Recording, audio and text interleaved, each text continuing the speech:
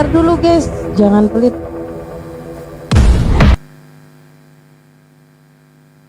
Gurunda.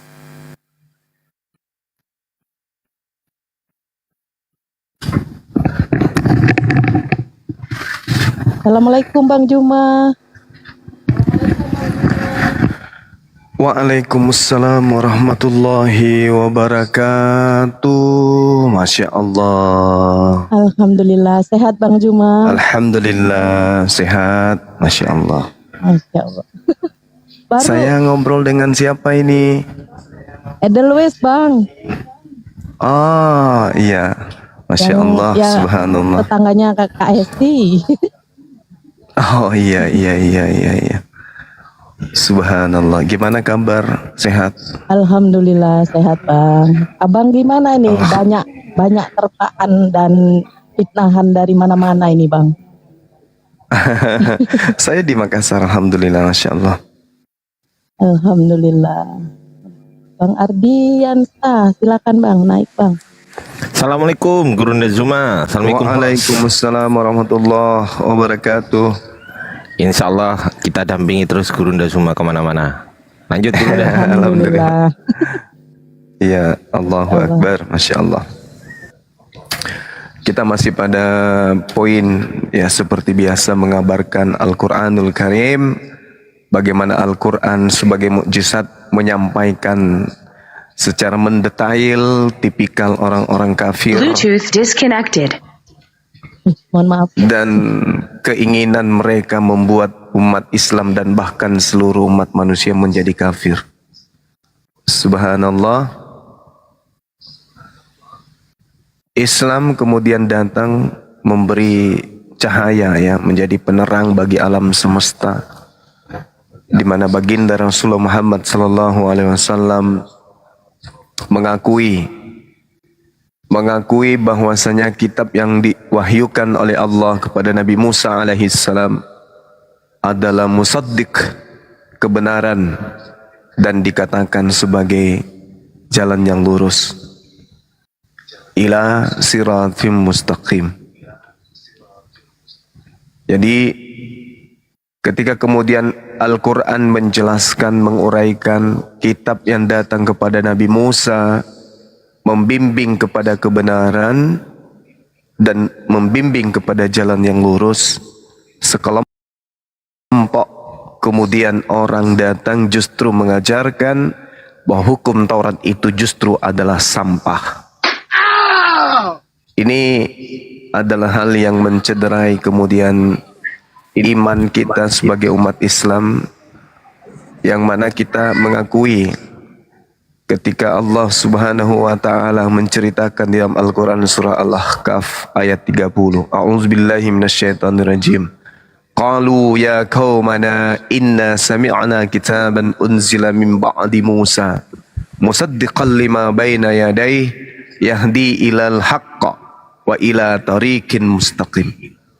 Jadi Al-Quran itu menceritakan bagaimana Nabi Musa alaihissalam dan juga bagaimana Rasulullah Muhammad sallallahu alaihi wasallam menyampaikan kemudian kepada alam semesta, wahai kaumku, ya qaumana inna sami'na kitaban unzila min ba'di Musa.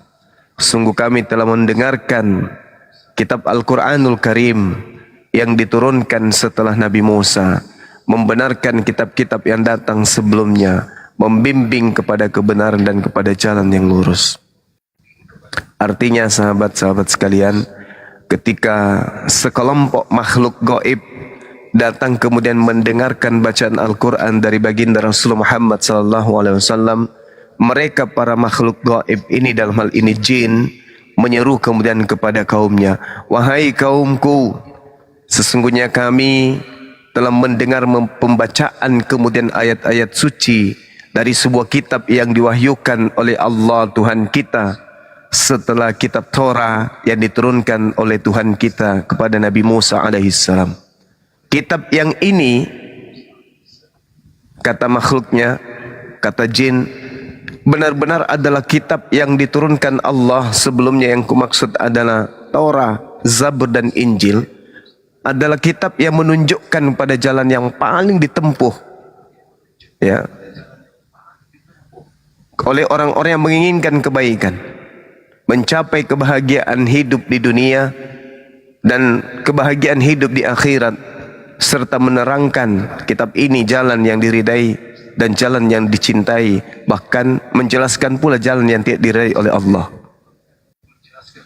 Ya, jadi sahabat-sahabat sekalian, yang ingin saya tekankan di sini bahwasanya Al-Quran datang menjelaskan tentang Taurat, bahwa Taurat itu adalah kitab yang benar-benar membimbing manusia. Al-Quran juga membimbing manusia menuju kepada kebenaran, dan Al-Quran menunjukkan kemudian kepada jalan yang lurus. Sedangkan yang kita temukan hari ini, adanya pengajaran bahwa kitab Taurat yang datang kepada Nabi Musa itu dianggap sampah, dianggap kutuk. Nah, ini perlu kita suarakan kemudian kepada umat muslim agar mereka tidak mudah terpedaya dengan sebuah kitab yang di dalamnya banyak istilah-istilah Islam, padahal sebenarnya itu hanya digunakan demi untuk melancarkan aksi pemurtadan dan seterusnya. Sekira begitu sebagai pembuka. Sahabat-sahabat sekalian, silakan kalau ada Kristen yang ingin berdiskusi, diajak naik. Waktu dan tempat disilahkan. Demikian. Assalamualaikum warahmatullahi wabarakatuh, Gurunda Bang Ardiansyah. Waalaikumsalam warahmatullahi wabarakatuh. Waalaikumsalam warahmatullahi wabarakatuh. Ya, silakan oten-oten yang mau naik silakan ajukan multigas ya.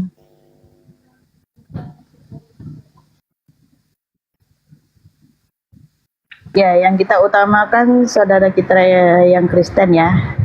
Yang Muslim jangan multi dulu.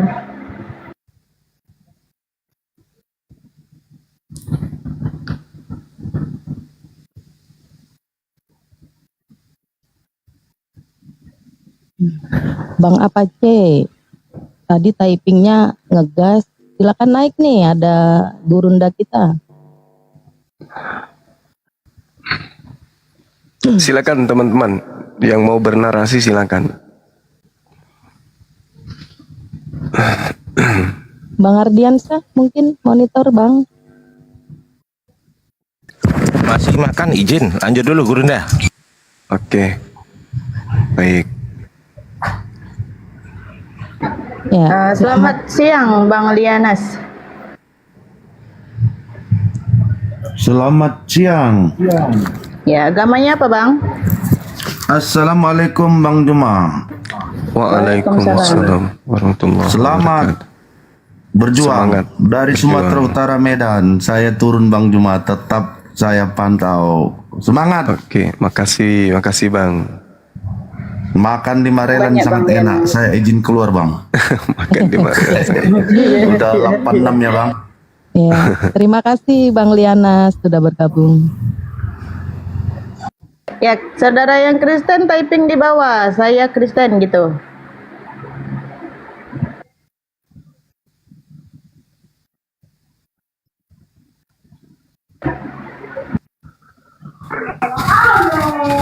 Selamat siang Bang Fel. Lebih salah naik lah.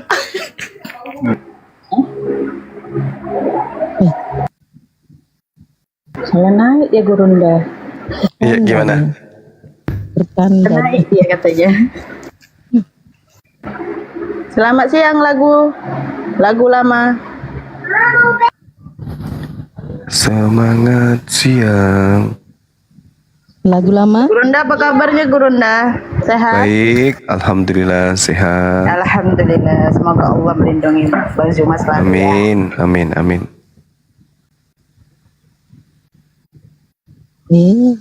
Naik Pak Apache.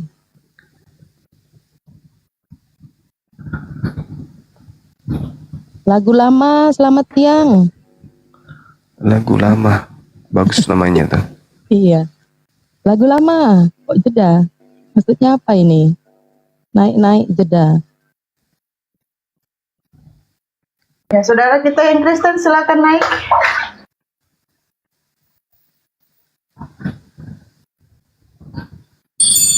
Aduh, Ini takut ngeribut aja ini. Dipanggil-panggil. Turunkan dulu.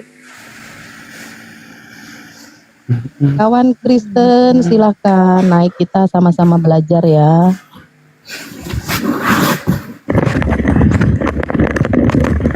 Aduh, Bang Magalil, lu noise. dikondisikan Ya, dulu selamat kalau siang. naik baru gitu. Selamat Ya, siang Bang. Bang Juliun. Assalamualaikum Bunda. Waalaikumsalam. Waalaikumsalam warahmatullahi wabarakatuh. Cuma mau sapa Bang Juma aja. Iya. Oke, silakan. Assalamualaikum Bang Juma, sehat selalu, semangat. Waalaikumsalam warahmatullahi wabarakatuh. Iya, sehat insyaallah, alhamdulillah. Waalaikumsalam. Bang mau bilang Bang Juma itu logika tuh malam tadi dia bilang abang terancam penjara tuh kenapa? Oh, iya, mereka melaporkan saya penistaan agama. Sabar ya Bang Juma. Kami mendoakan Bang Juma di sini agar Allah menjaga Bang Juma karena Bang Juma memberi yang benar, menyampaikan yang betul. Iya, masya Allah. Amin. Semoga Allah melindungi Bang Juma dan keluarga. Amin. Amin. Izin turun, cuman mau nyapa Bang Juma aja. Iya. Masya Allah. Assalamualaikum. Waalaikumsalam. Waalaikumsalam Terima kasih warahmatullahi Kak Sehat selalu Bang Juma. Baik. Oke. Terima kasih, semoga diberikan kesehatan juga untuk keluarga Kak Julin ya. Amin ya rabbal alamin. Iya, amin. Turunkan Bunda. Makasih Ya. Bunda sudah dinaikkan. Iya. Makasih. Cepat sekali, Bun. Tunggu dulu ya, salam kenal Bang Zuma dari Api Riau, Mahardian Syah juga, salam kenal. Ya, salam kenal Bang. Masya Allah. Luar biasa. Ada api Riau di sini. Ya. Sip. Ya, Ken Aro, selamat siang.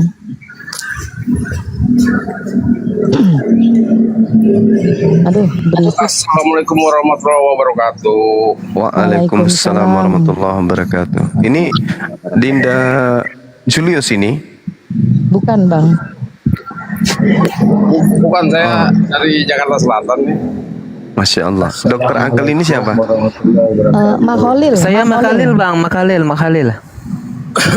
Masya Allah. Iya Iya. Makhalil. Dari Semangat Api untuk Riau.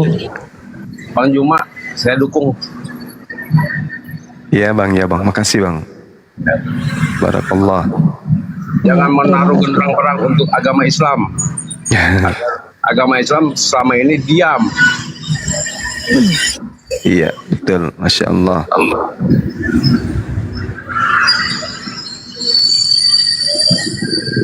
Ya. Jadi jangan pernah diusik mayoritas Muslim, jangan. Kita menghargai kok semuanya agama, kita menghargai. Gitu.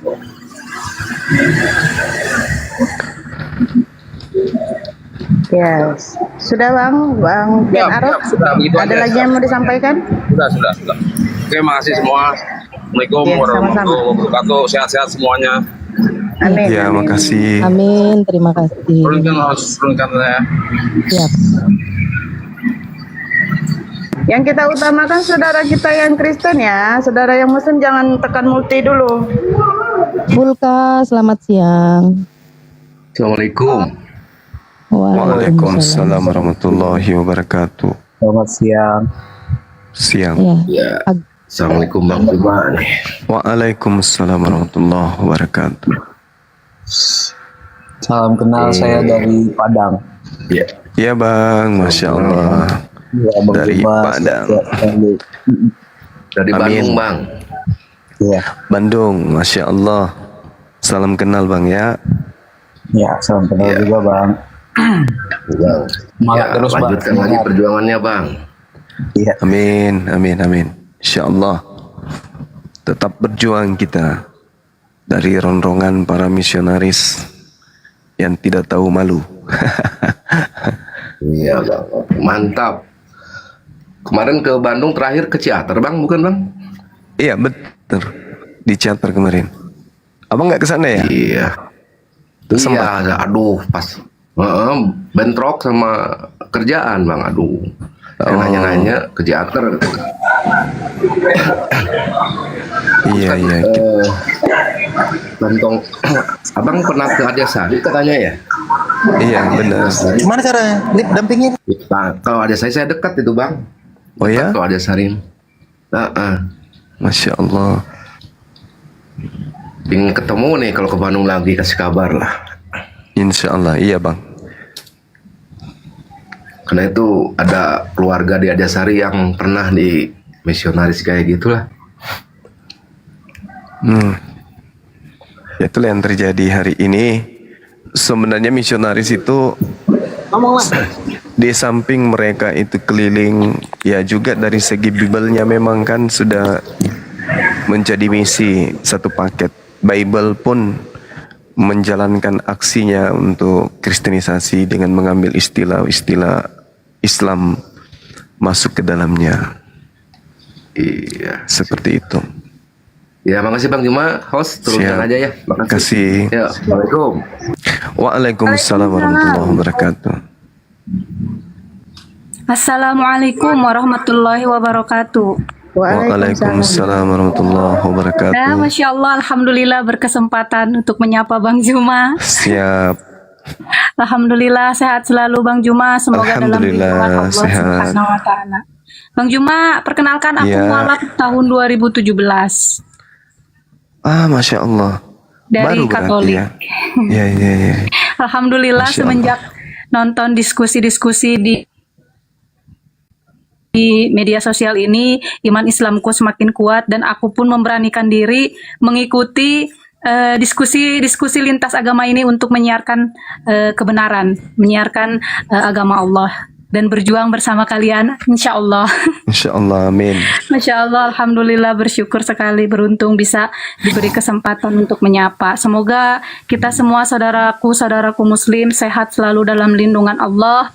Dan kita semakin kuat persaudaraan kita, dan jangan sampai kita bisa diadu domba walaupun dari kalangan mereka dan dari kalangan kita sendiri.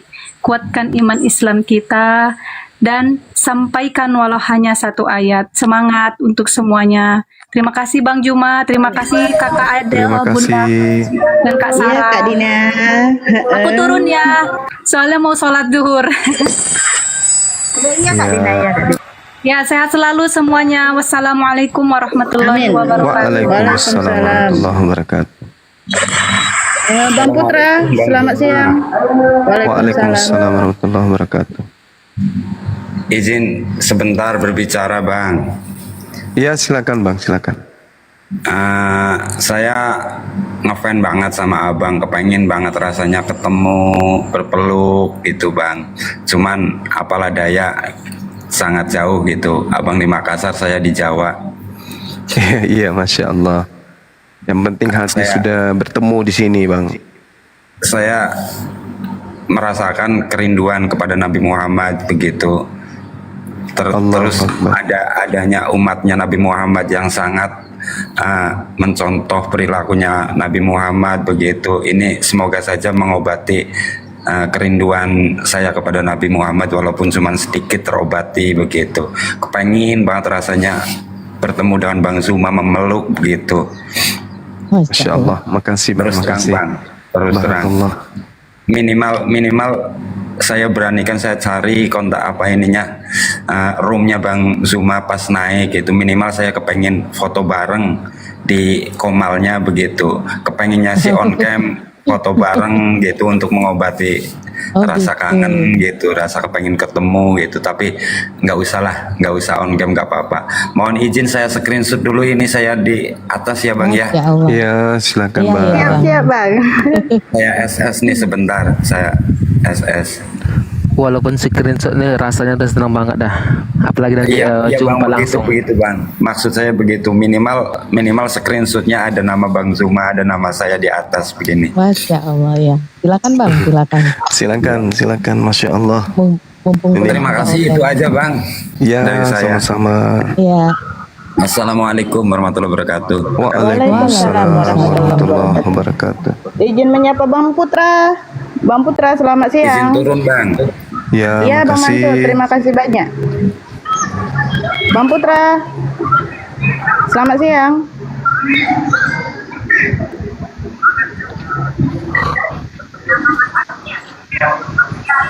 Bang Putra. Ya Allah. Bang Uen Memelukkan Kira. Komal nampaknya nih. Noise. Noise Kak Sarah. Waalaikumsalam. Waalaikumsalam warahmatullahi. Aduh. Iya, terima kasih nih udah dikasih waktu untuk naik ke room ini. Saya mau menyapu. Ya, silakan. Iya, ini buat Bang Suma. Ya, gimana Bang? Iya. Ini Bang, saya juga dari Makassar Bang. Alhamdulillah. Iya, Masya terima Allah. kasih nih Bang sudah menjalankan agama kita ini Bang kok. Terima kasih, saya sangat bangga sekali punya saudara di Makassar ini yang apa Bang, yang punya lebih mencerahkan lagi agama Islam Bang. Terima kasih banyak dari ujung kaki. Alhamdulillah, Masya Allah. Terima kasih banyak, Deng. Alhamdulillah. Saya juga ngefans, salah satu fans juga itu. Ya, Masya Allah. Jadi berhenti banyak jaki kendor Bang kalau masalah melapor Ji. Tidak ada bapaknya memang dia Bang. Cuma memang mentonya dia, agamanya dia begitu, jangan pasti melapor gitu Ji. Iya. Kalau dia mentonya begitu memang melapor Ji. Melapor. Ke kota itu Ji Bang. Iya, betul, Itu juga betul. mungkin Masya saya Allah. sampaikan ke. Siap. Terima kasih Bang kok. Terima kasih sama-sama. Alhamdulillah sahabatku. Iya, kita juga sehat. Ki. Waalaikumsalam warahmatullahi wabarakatuh. Ya Bang Putra, kenapa Bang Putra? Dari tadi saya panggilin, Bang Putra nggak nyaut. Bang Putra, Izin ya, kami utamakan yang kawan kita Kristen ya. Nggak denger ini. Bang ya Putra, Bang Putra, selamat siang. suaranya mana? Aduh, noise dia nih. Halo, apa? Ya, selamat siang Bang Putra. Agamanya apa Bang Putra? Suara aku jadi kuat. Islam. Ya, Islam. Ada yang mau Islam. disampaikan nggak? Mau menyampaikan kami adalah advokat dari Medan yang tergabung dalam Korps Advokat Alumni Universitas Muhammadiyah Sumatera Utara, UMSU. Kami ingin menyampaikan bahwa kami siap untuk membela Bang Juma dan saudara-saudara yang lain Masya Allah. dalam hal pembelaan terhadap laporan yang baru ada sekarang. Halo? Masya Allah. Terima kasih banyak abangku. Masya Allah. Ya, nanti bisa koordinasi dengan Ketua API Sumut. Ya benar ya, Ya, Sumut. Sumut. Tadi saya sudah chat ke Bang Sadli. Nanti bisa berkomunikasi dengan kami atau ke chat WA yang kami masukkan tadi. Oke, baik. Saya sudah dapat informasi dari Bang Sam tadi, nomor Bang Sadli. Siap. Siap.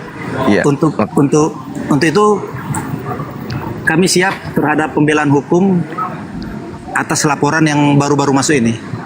Demikian. Assalamualaikum Oke, Bang. warahmatullahi wabarakatuh. Makasih. Waalaikumsalam warahmatullahi wabarakatuh. Nanti koordinasi dengan tim kita yang ada di Sumut supaya bisa berjalan dengan baik terkait dengan pelaporan mereka ya. Kita layani laporan mereka, berarti kita diundang nih untuk berdiskusi di kantor polisi, boleh. Kita berdiskusi sampai di pengadilan juga boleh. Kita layani. Mau berdiskusi sampai di Patikan juga kita layani. Ya kan ya? Artinya mereka membuka diri untuk disaksikan oleh penegak hukum untuk kita berdiskusi, berdebat lintas agama. Terkait dengan penistaan, ya mata kita, mata umat Islam di Nusantara ini tidak buta. Betapa banyak mereka menghina, menghujat, menistakan agama kita, ya kan? Dan orangnya juga masih ada di Indonesia kok. Jadi ya kita lihat aja, mereka yang kemudian memainkan musik, kita yang mendendangkan lagu, kan gitu. Karena kita tidak mungkin diam tidak mungkin diam. Ketika mereka melaporkan kita, artinya mereka siapkan diri untuk kita berdiskusi, membuka apa yang mereka inginkan kita jelaskan di depan kepolisian. Gitu. Jadi yang melaporkan kita, ya tentu kita juga akan ngambil langkah hukum. Tidak mungkin kita diam. Di Indonesia ini kuasa hukum yang peduli dengan agamanya itu bertaburan, dukungan dari mana-mana itu bertaburan. Subhanallah, saya sangat bangga kepada umat Islam gitu ya. Girohnya luar biasa, girohnya luar biasa, sehingga ya saya tidak perlu khawatir, saya tidak perlu kemudian apalagi sampai pada level takut, enggak mungkin. Justru Islam itu memang jihad. Kalau orang penjajah saja datang dilawan, apalagi kalau cuman diajak untuk menunjukkan apa yang mereka tuduhkan, kan gitu. Jadi sahabat-sahabat, saya pribadi sangat bangga melihat umat Islam di negara ini, mereka bersatu kemudian untuk bahu-membahu.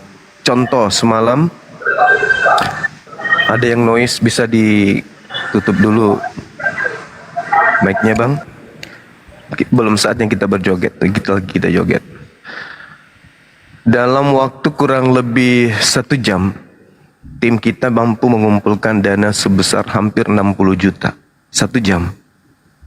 Nah ini membuktikan bahwasanya kepedulian umat Islam ketika agamanya dinista itu sangat tinggi.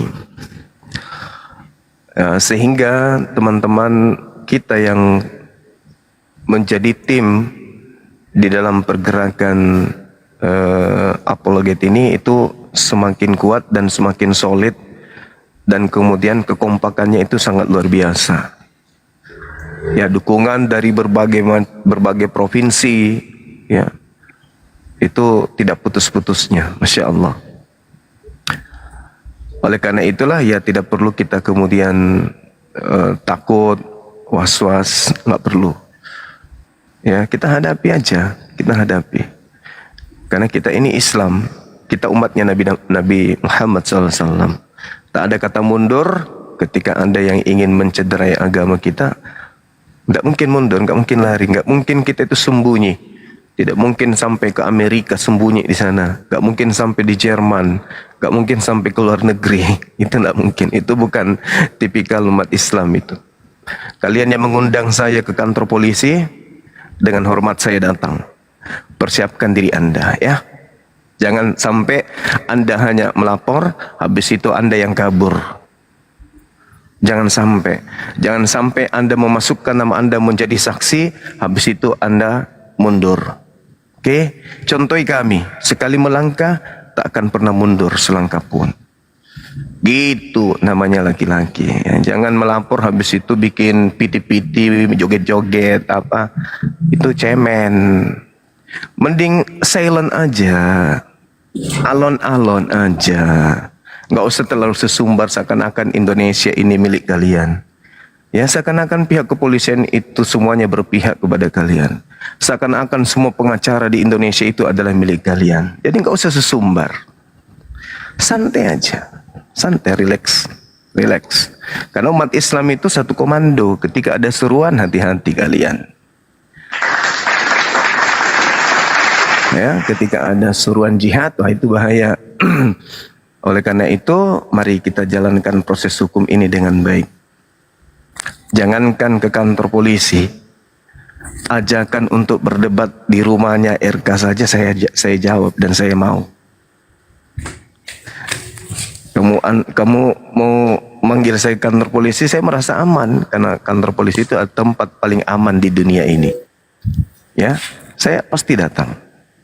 Tapi kalian yang melapor saya, ya harus bertanggung jawab dong. Oke? Nah, itu aja. Saya rasa begitu teman-teman sekalian. Silakan kalau ada teman-teman Kristen ingin belajar Islam atau ingin belajar Bible, biar tak ajarin, gitu ya. Biar tak ajarin. Silakan. Izin menyapa pria misterius.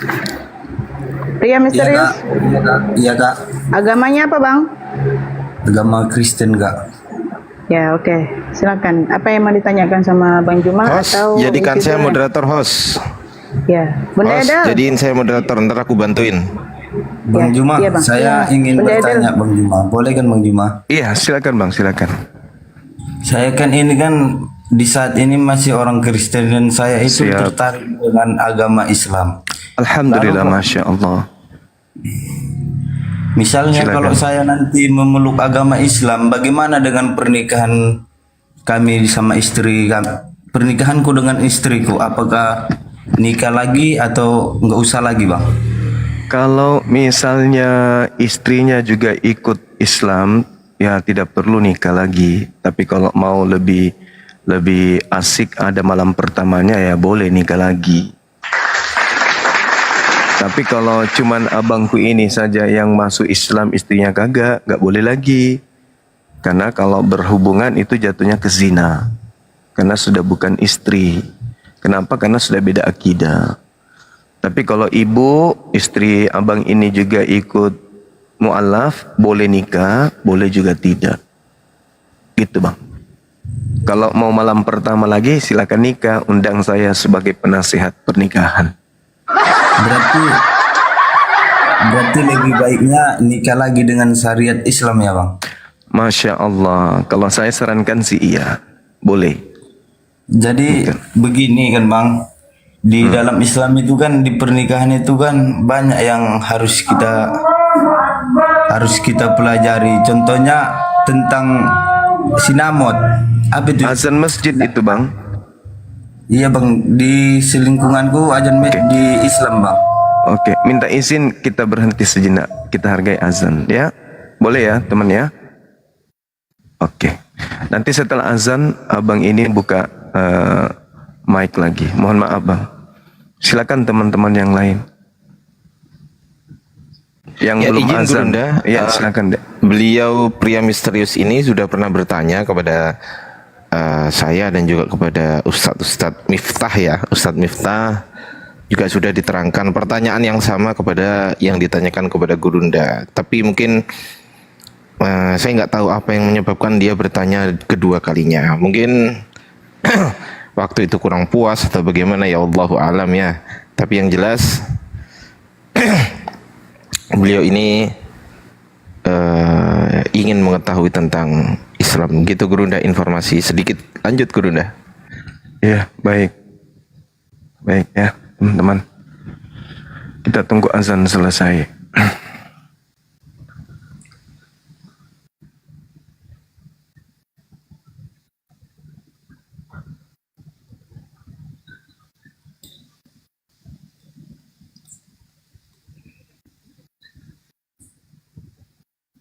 Sebentar Gurunda. Ya, silakan, silakan. Kawan-kawan yang di bawah tap-tap ya, dikencangin tap-tapnya ya. Terima kasih. Silakan teman-teman.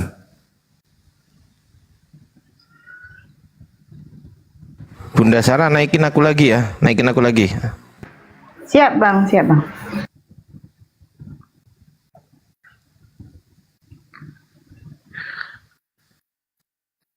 Bang Ardian sih minta dinaikin lagi.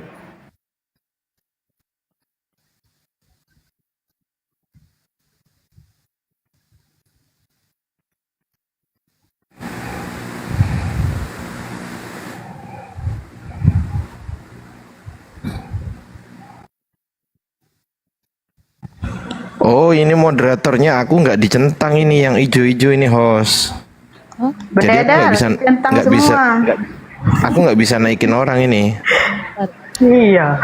Bunda Edel. Udah tadi. Bunda. Sabar. Cek dulu. Belum dicentang semua Oh ijonya. ya, kelola tamunya belum. Kan. Ya maaf. Nah, gitu dong.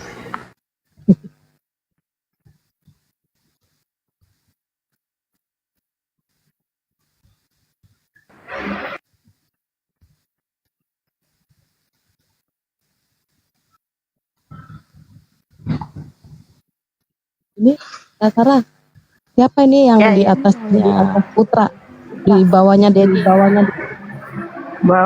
Penyembah, namanya penyembah anak. Ditanya dia agamanya apa? Oh iya, lupa aku. Selamat siang Bang Penyembah. Ya, selamat siang Kak. Agamanya apa Bang? Agamaku Kristen. Oke. Mute dulu Bang di situ ya. Duduk santai ngopi.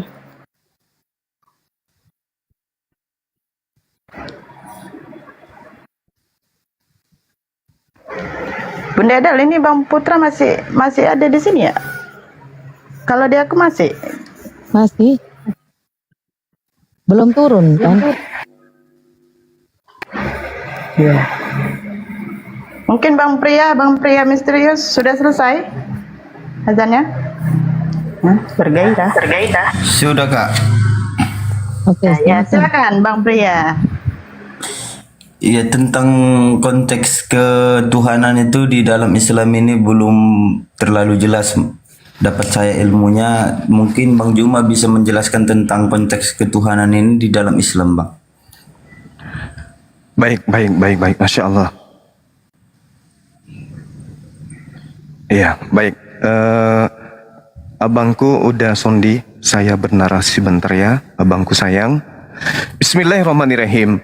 Bagaimana konsep Tuhan di dalam Islam? Nah, kita dudukkan perkara dulu. Apa perkara itu? Permasalahan. Yang kita sedang bahas ini adalah pencipta langit dan bumi. Yang kita bahas bukan ciptaan berupa malaikat yang hebat luar biasa, berupa nabi yang luar biasa hebatnya, berupa rasul yang hebatnya luar biasa. Bukan.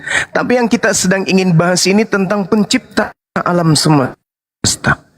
Ketika kita berbicara mengenai pencipta alam semesta, berarti kita sedang berbicara tentang entitas tunggal yang absolut. Apa itu? Hakikat yang mengadakan segala sesuatu yang bisa kita rasa, yang kita lihat, yang kita olah di dalam benak dan akal kita. Nah, kita sebagai manusia berada pada ufuk yang berbeda dengan pencipta.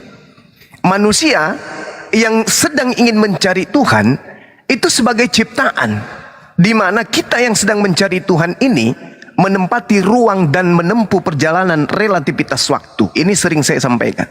Sedangkan Tuhan itu terbebas dari ruang, terbebas dari perjalanan relativitas waktu. Jadi mustahil kemudian Tuhan itu bisa kita jelaskan terkait dengan wujudnya. Itu mustahil. Nah, sebagai sahabat Kristen, saya ingin menyampaikan, mengingatkan kembali 1 Yohanes 4 nomor 12. Tidak ada satu manusia pun di atas muka bumi ini yang pernah melihat Tuhan. Saya ulang, 1 Yohanes 4 nomor 12. Tidak ada satu manusia pun di atas muka bumi ini yang pernah melihat Tuhan. Itu dulu.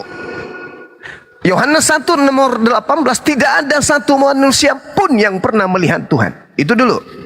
Yohanes 5 nomor 37, tidak ada satu manusia pun yang pernah melihat Tuhan. Itu dulu.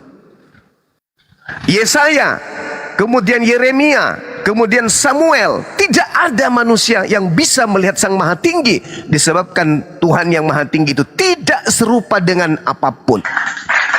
Jadi apa yang bisa kita dengar, apa yang bisa kita lihat, itu tidak bisa diserupakan dengan Tuhan.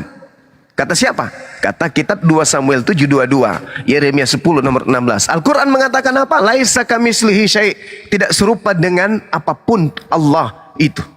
Nah, sekarang bagaimana Tuhan itu bisa kita kenal? Bagaimana pencipta kita itu bisa kita rasakan adanya? Bagaimana Tuhan ini bisa kita imani bahwa hakikatnya itu benar-benar ada? Maka kemudian Tuhan pencipta langit dan bumi menciptakan dua alam. Apa itu? Makrokosmos dan mikrokosmos. Makro dan mikro. Tuhan menciptakan dua alam. Untuk apa? Untuk memberikan tanda bahwa Tuhan itu hadir. Ya, mudah-mudahan saudara ini, karena menurut Dinda Ardiansa, saudara sudah pernah bertanya-tanya tentang Islam. Mudah-mudahan Anda punya tingkat penangkap indera Anda itu, namanya akal dan kuping, itu bisa menelaah pernyataan-pernyataan saya. Jadi Tuhan ini ingin dikenal. Dengan cara apa Allah memperkenalkan dirinya? Dengan menciptakan dua alam sebagai pertanda bahwa dia itu ada. Tuhan menciptakan dua alam agar manusia sadar bahwa Tuhan itu ada. Saya ulang. Allah yang maha suci lagi maha tinggi menciptakan dua alam untuk menyampaikan sinyal kepada manusia bahwa Dia Allah itu ada. Yang tadi yang saya katakan makro mikro. Nah, alam makrokosmos atau alam raya ini tempat kemudian bergantungnya, bertebarannya gugusan bintang-bintang, planet-planet dan seterusnya. Itu Tuhan ciptakan agar kita manusia bisa menangkap bahwa dengan adanya alam ini pasti ada yang menciptakan. Nah, itu yang pertama yang ingin saya sampaikan kemudian kepada saudara. Sehingga di dalam Al-Quranul Karim jelas diterangkan bahwasanya Tuhan menciptakan alam semesta dengan adanya siang dan malam bertanda bahwa Allah itu ada. Al-Quran yang menjelaskan itu. Di dalam surah An-Nisa, ya, Allah kemudian menjelaskan bahwasanya bukti keberadaanku adalah aku menciptakan alam ini. Dengan adanya siang dan malam membuktikan kepada manusia bahwa aku itu ada. Makanya di dalam Al-Quran surah Fussilat diterangkan di dalam Fussilat ayat 53, Allah Subhanahu wa taala menerangkan dengan sangat jelas, sanurihim ayatina fil afaq wa fi anfusihim. Apa kata Allah? Aku akan memperlihatkan kepada mereka tanda-tanda keberadaan kebesaranku dari segenap penjuru alam semesta dan pada diri mereka sendiri. Itu Al-Quran menerangkan. Aku akan menyatakan bahwa aku itu ada dengan menciptakan alam semesta ini. Itu kata Allah. Oleh karena itulah kemudian Allah mengadakan keberadaan dirinya, memperlihatkan keberadaan dirinya dengan menciptakan alam semesta. Itu yang pertama. Yang kedua adalah Allah menciptakan alam kecil. Apa itu? Diri manusia. Jadi manusia ini adalah alam kecil yang menunjukkan segala yang hadir. Allah meringkas keagungan ciptaannya berupa alam dalam tubuh kita manusia. Jadi Allah meringkas segala ciptaan yang ada di atas muka bumi ini untuk kemudian menyimpulkan bahwa dia itu ada dengan menciptakan kita sebagai manusia. Makanya coba kalau kita nelaah diri kita nih, kita ini siapa?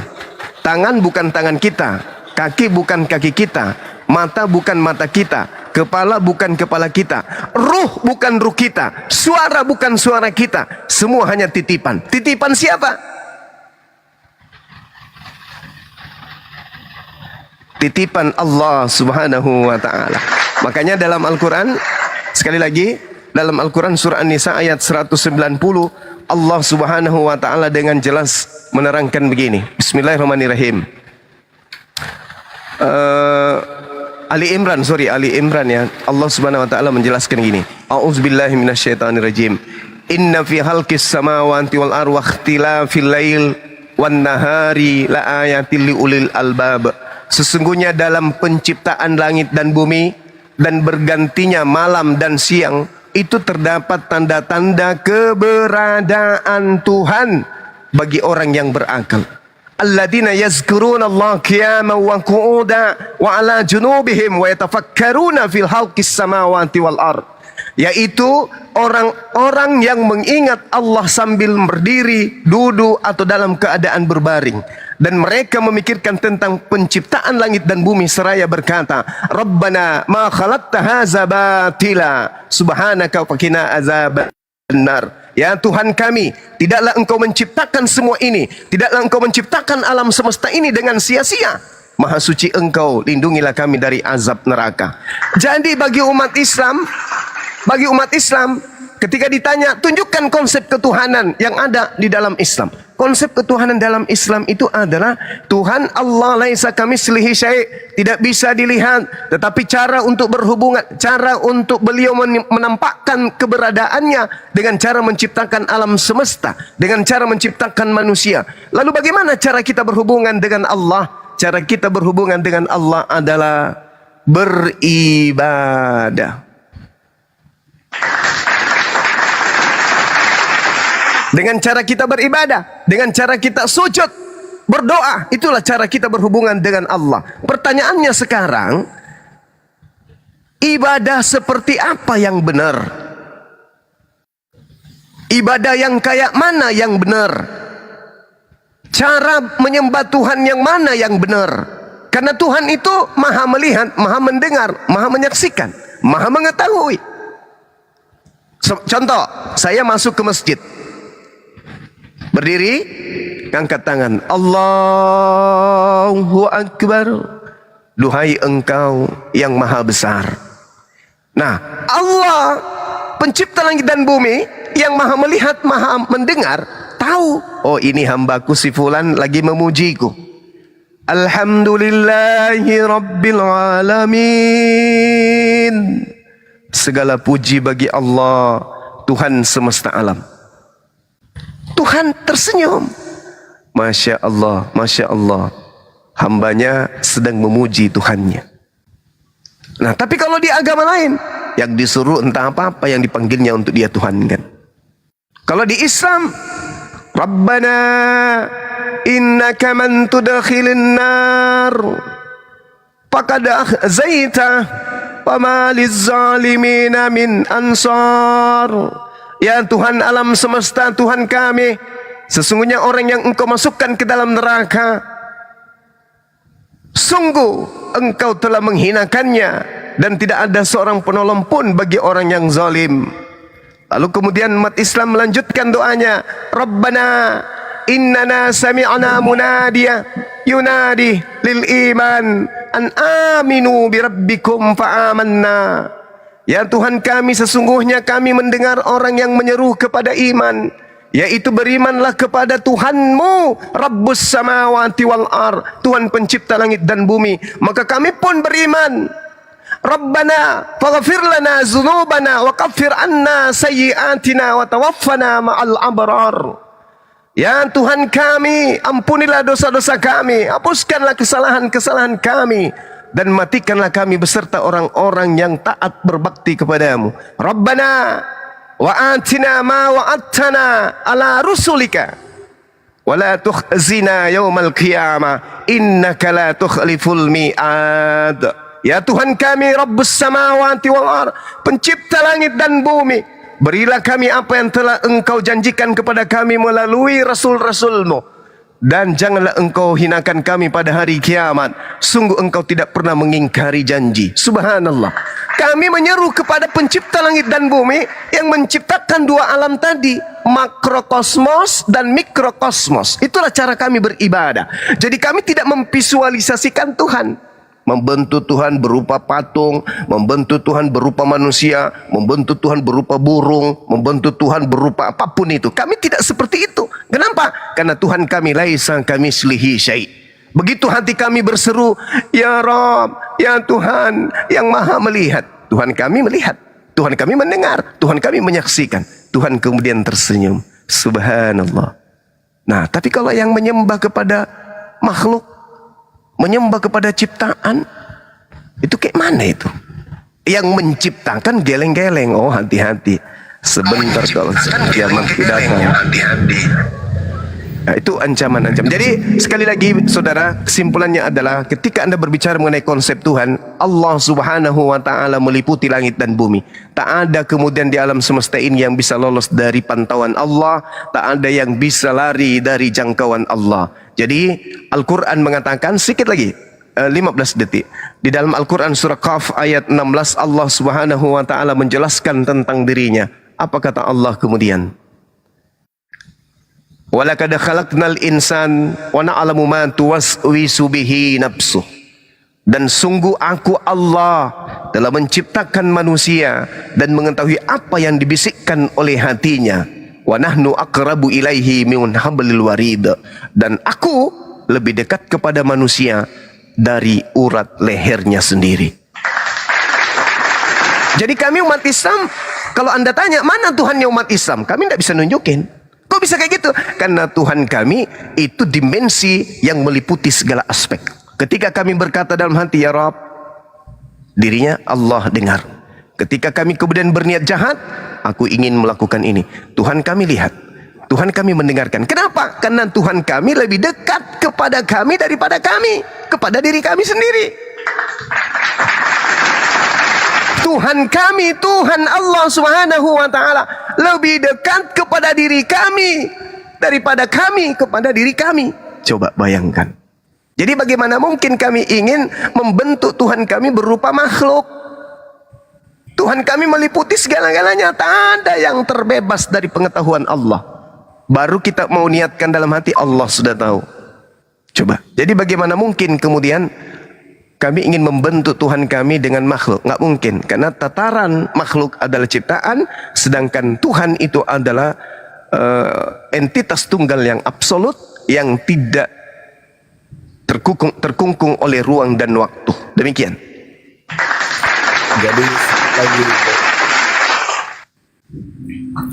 Jadi kan kalau ini saya tidak membawa keyakinan saya ya, cuman saya di sini membawa akal sehat saya ya Bang.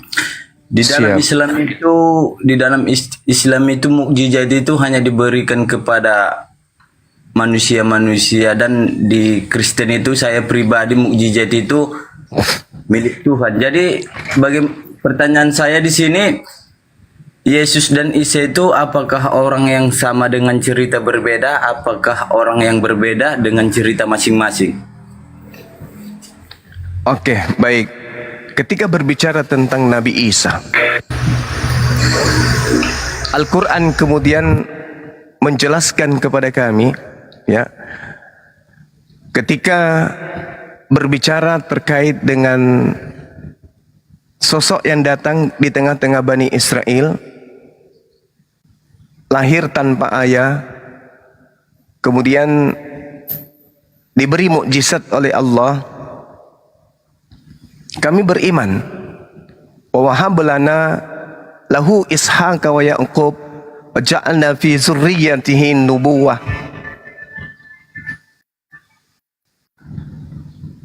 Wal kitab wa atainahu ajrah fid dunya wa innahu fil akhirati laminas salihin. Allah menganugerahkan kepada Abraham, Ibrahim, Ishak dan Yakub, dan Allah jadikan kenabian dan kitab kepada keturunannya, termasuk Nabi Isa alaihi salam. Jadi yang kami imani adalah para nabi yang datang diutus oleh Allah kepada Bani Israel. Salah satu nabi terakhir yang diutus kepada Bani Israel khusus itu adalah Nabi Isa alaihi salam. Kemudian di dalam Al-Quran diterangkan, janganlah engkau berdebat dengan ahli kitab kecuali dengan cara yang baik. Al-Quran yang menerangkan itu. Al-Ankabut ayat 46. Wala tujadilu ahlal kitab illa billati hiya ahsan. Jangan kamu berdebat dengan ahli kitab melainkan dengan cara yang baik.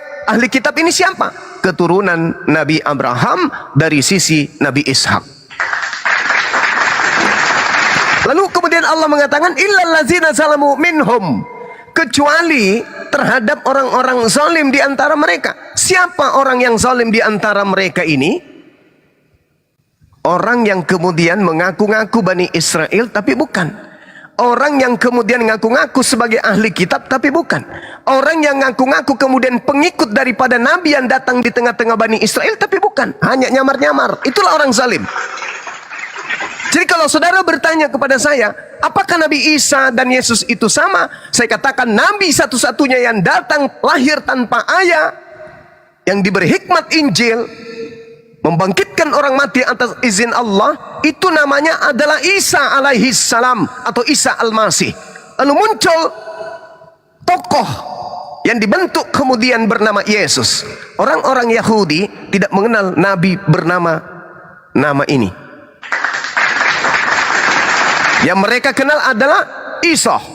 Yesua Hamasiah, Isa Al-Masih, anak Miriam. Itu yang dikenal. Yesus adalah tokoh yang populer di barat.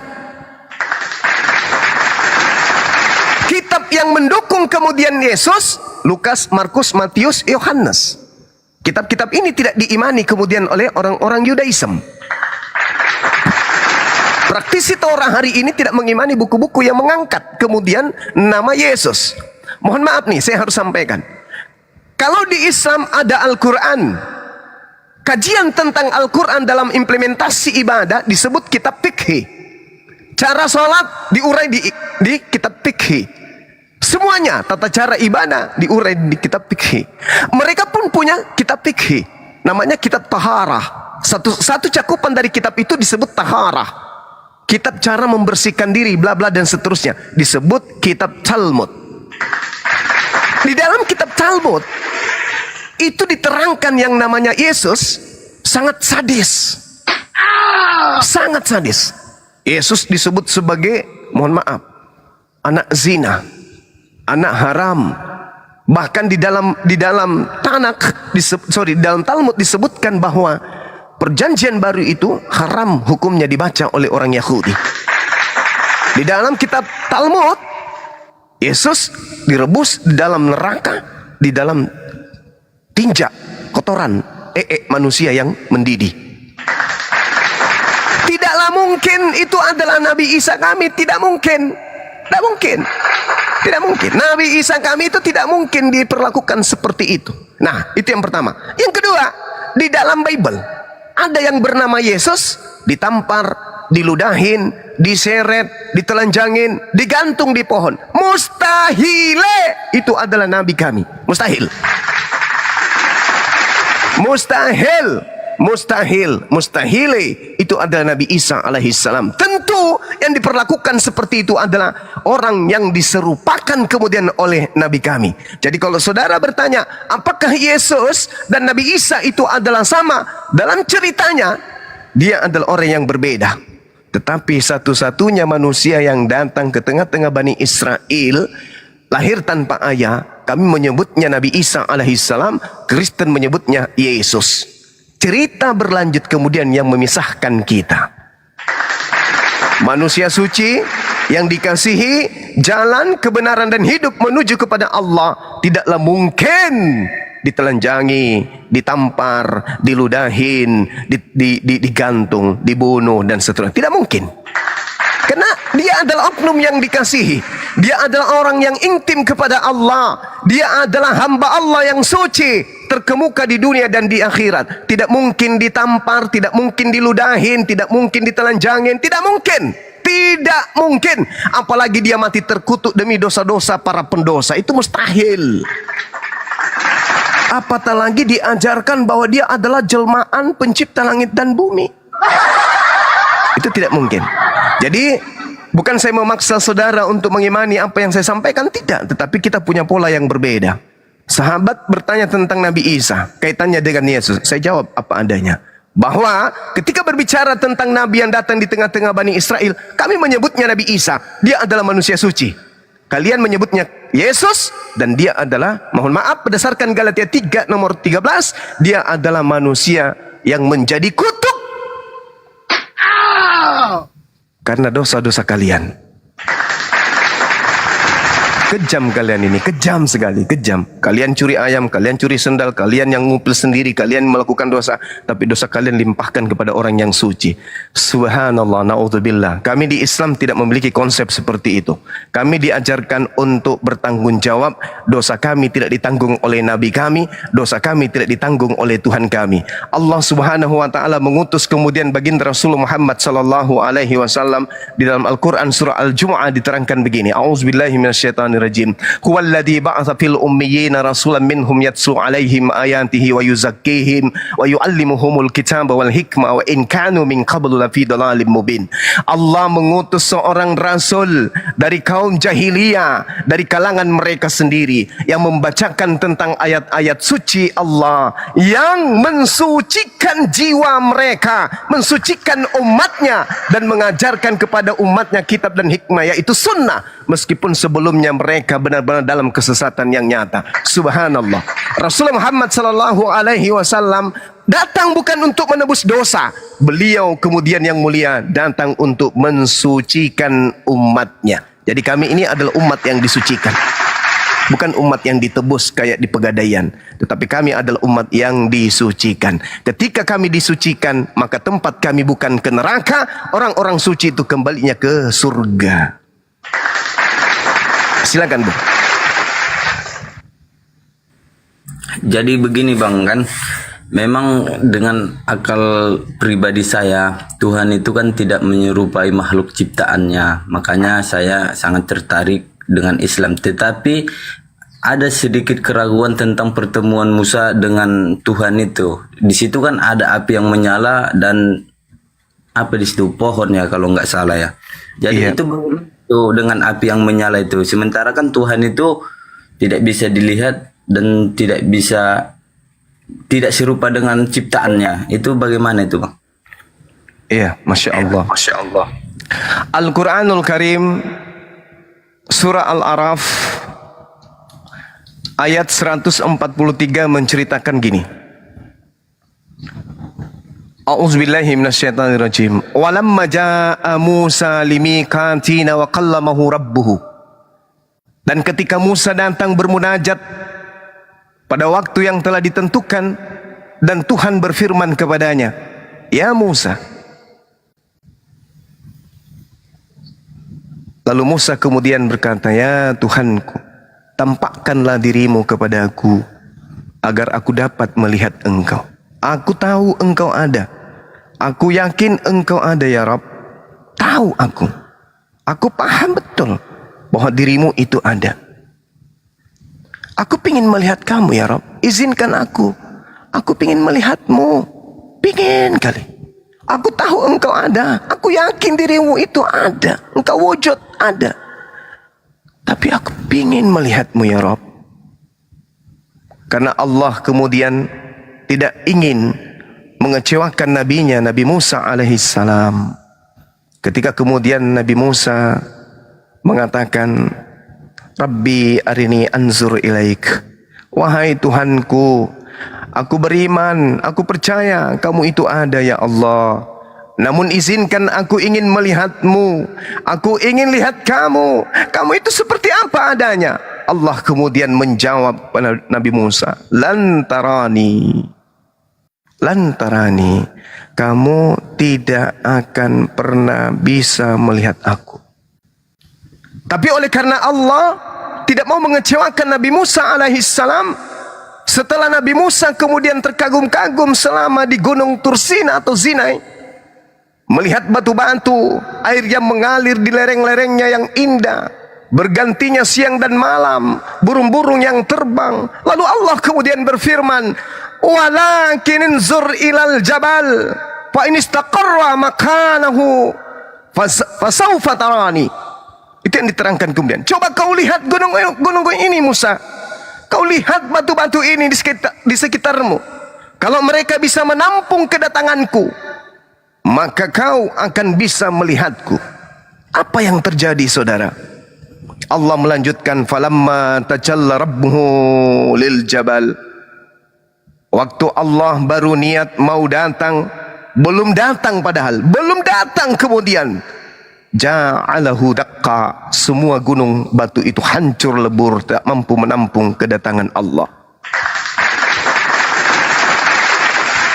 Wa harra Musa saifa. Lalu apa yang terjadi terhadap Musa? Pingsan. Tiba-tiba dia kemudian tidak sadarkan diri. Dan saat Nabi Musa tersadar, beliau Nabi Musa kemudian mengucapkan, "Amantu billah." Saya beriman kepadamu ya Allah. Saya beriman kepadamu. Benar-benar aku tak mampu melihatmu. Berarti fakta lapangan, nabi-nabi aja nggak pernah melihat Tuhan. Kok ada yang menulis-menulis Bible melihat Tuhan, ada yang membunuh Tuhan, ada yang melahirkan Tuhan. Jadi Allah itu tidak bisa kemudian diserupakan, laisa kamitslihi syai'. Allah itu tidak bisa dilihat. Allah tidak bisa dilihat. Oleh karena itulah kemudian ketika saudara bertanya, Nabi Musa melihat api, Nabi Musa mendengarkan suara. Al-Quran menjawab dalam Quran Asyura, surah Asyura ayat 51, Allah Subhanahu wa taala menerangkan apa? Wa ma kana li basharin ayyukallimahullah illa wahya aw min wara hijaba aw yursila rasulan. Tidak patut bagi manusia, siapapun dia, mau dia nabi, mau dia rasul, termasuk Yesus yang Anda tuhankan, tidak mungkin kemudian Allah pencipta langit dan bumi berbicara langsung kepadanya kecuali dengan 3 cara. Yang pertama melalui wahyu, kedua melalui tabir, yang ketiga melalui utusan malaikat. Yang terjadi kemudian kepada Nabi Musa alaihissalam, Allah berbicara kepadanya melalui tabir. Allah berbicara kepadanya melalui perantaraan wahyu. Allah kemudian berbicara kepada Nabi Musa melalui malaikat. Kalau Anda kurang yakin dengan Al-Quran, silakan Anda baca di dalam kitab Kisah Para Rasul 7, nomor 35, nomor 38, nomor 53. Subhanallah, di situ diceritakan lengkap. Nabi Musa kemudian menerima Taurat dari pernyataan-pernyataan para malaikat. Jadi yang datang kepada Nabi Musa bukan Allah, tapi Allah berbicara kepadanya melalui perantaraan tabir. Wa ma kana li basharin ayyukallimahullah illa wahya aw min wara hijab aw yursila rasulan. Makanya Nabi Musa diceritakan, Allah mengatakan lan tarani walakin insur ilal jabal fa in istaqarra makanahu fasawfa tarani.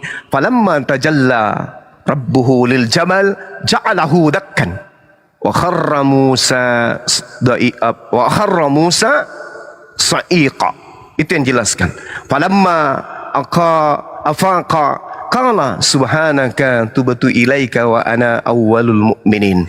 Maka Nabi Musa mengatakan, di antara kaumku, wahai Tuhanku, akulah yang pertama kemudian menjadi mukmin, menjadi muslim, menjadi beriman pada masaku. Demikian.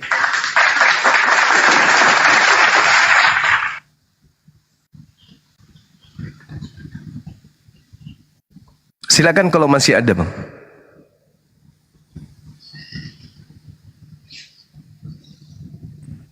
Jadi jadi kalau untuk saat ini sangat-sangat terima kasih atas penjelasannya, dan untuk kali ini saya rasa sudah cukup sih, Bang. Ya, Masya Allah. Jadi bagaimana menurut saudara? Apakah Anda yakin bahwa tiada Tuhan selain Allah? Ya, kalau gini loh Bang, kalau di keyakinan saya itu kan ibaratnya terlalu, kalau akal saya menilai terlalu, Tuhan itu kan menurut saya tidak butuh makhluknya, tapi makhluknya yang butuh Tuhan. Benar. Tapi di dalam pribadi saya, Yesus itu sangat membutuhkan manusia, sehingga manusia harus mengagung-agungkan dia. Di situ saya berpikirnya, loh ini bagaimana ya, Tuhan yang seperti apa ini? Gitu loh Bang. Jadi kan memang saya sangat tertarik tentang Islam ini, dan istri saya juga selalu menyatakan bahwa coba pelajari dulu Islam itu seperti apa itu, gitu Bang. Masya Allah. Iya, jadi orang yang belajar itulah yang kemudian akan sampai kepada Al-Quran. Orang yang tidak belajar itu tidak akan sampai kepada Islam, kecuali mereka yang lahir dalam keadaan Islam.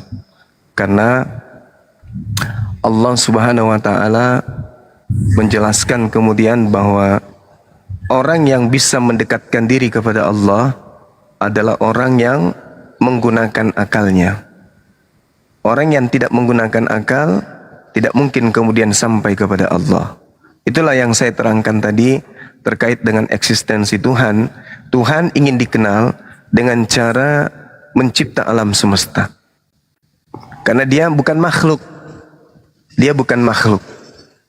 Andai saja ikan-ikan yang ada di tambak itu memiliki akal, tanpa melihat si pemilik tambak, dengan adanya bertaburan pakan yang disiram ke permukaan air tempat mereka hidup, maka bagi ikan, dia sudah tahu bahwa ada Tuhan pemilik tambak yang memelihara kehidupan kita sebagai ikan di dalam tambak.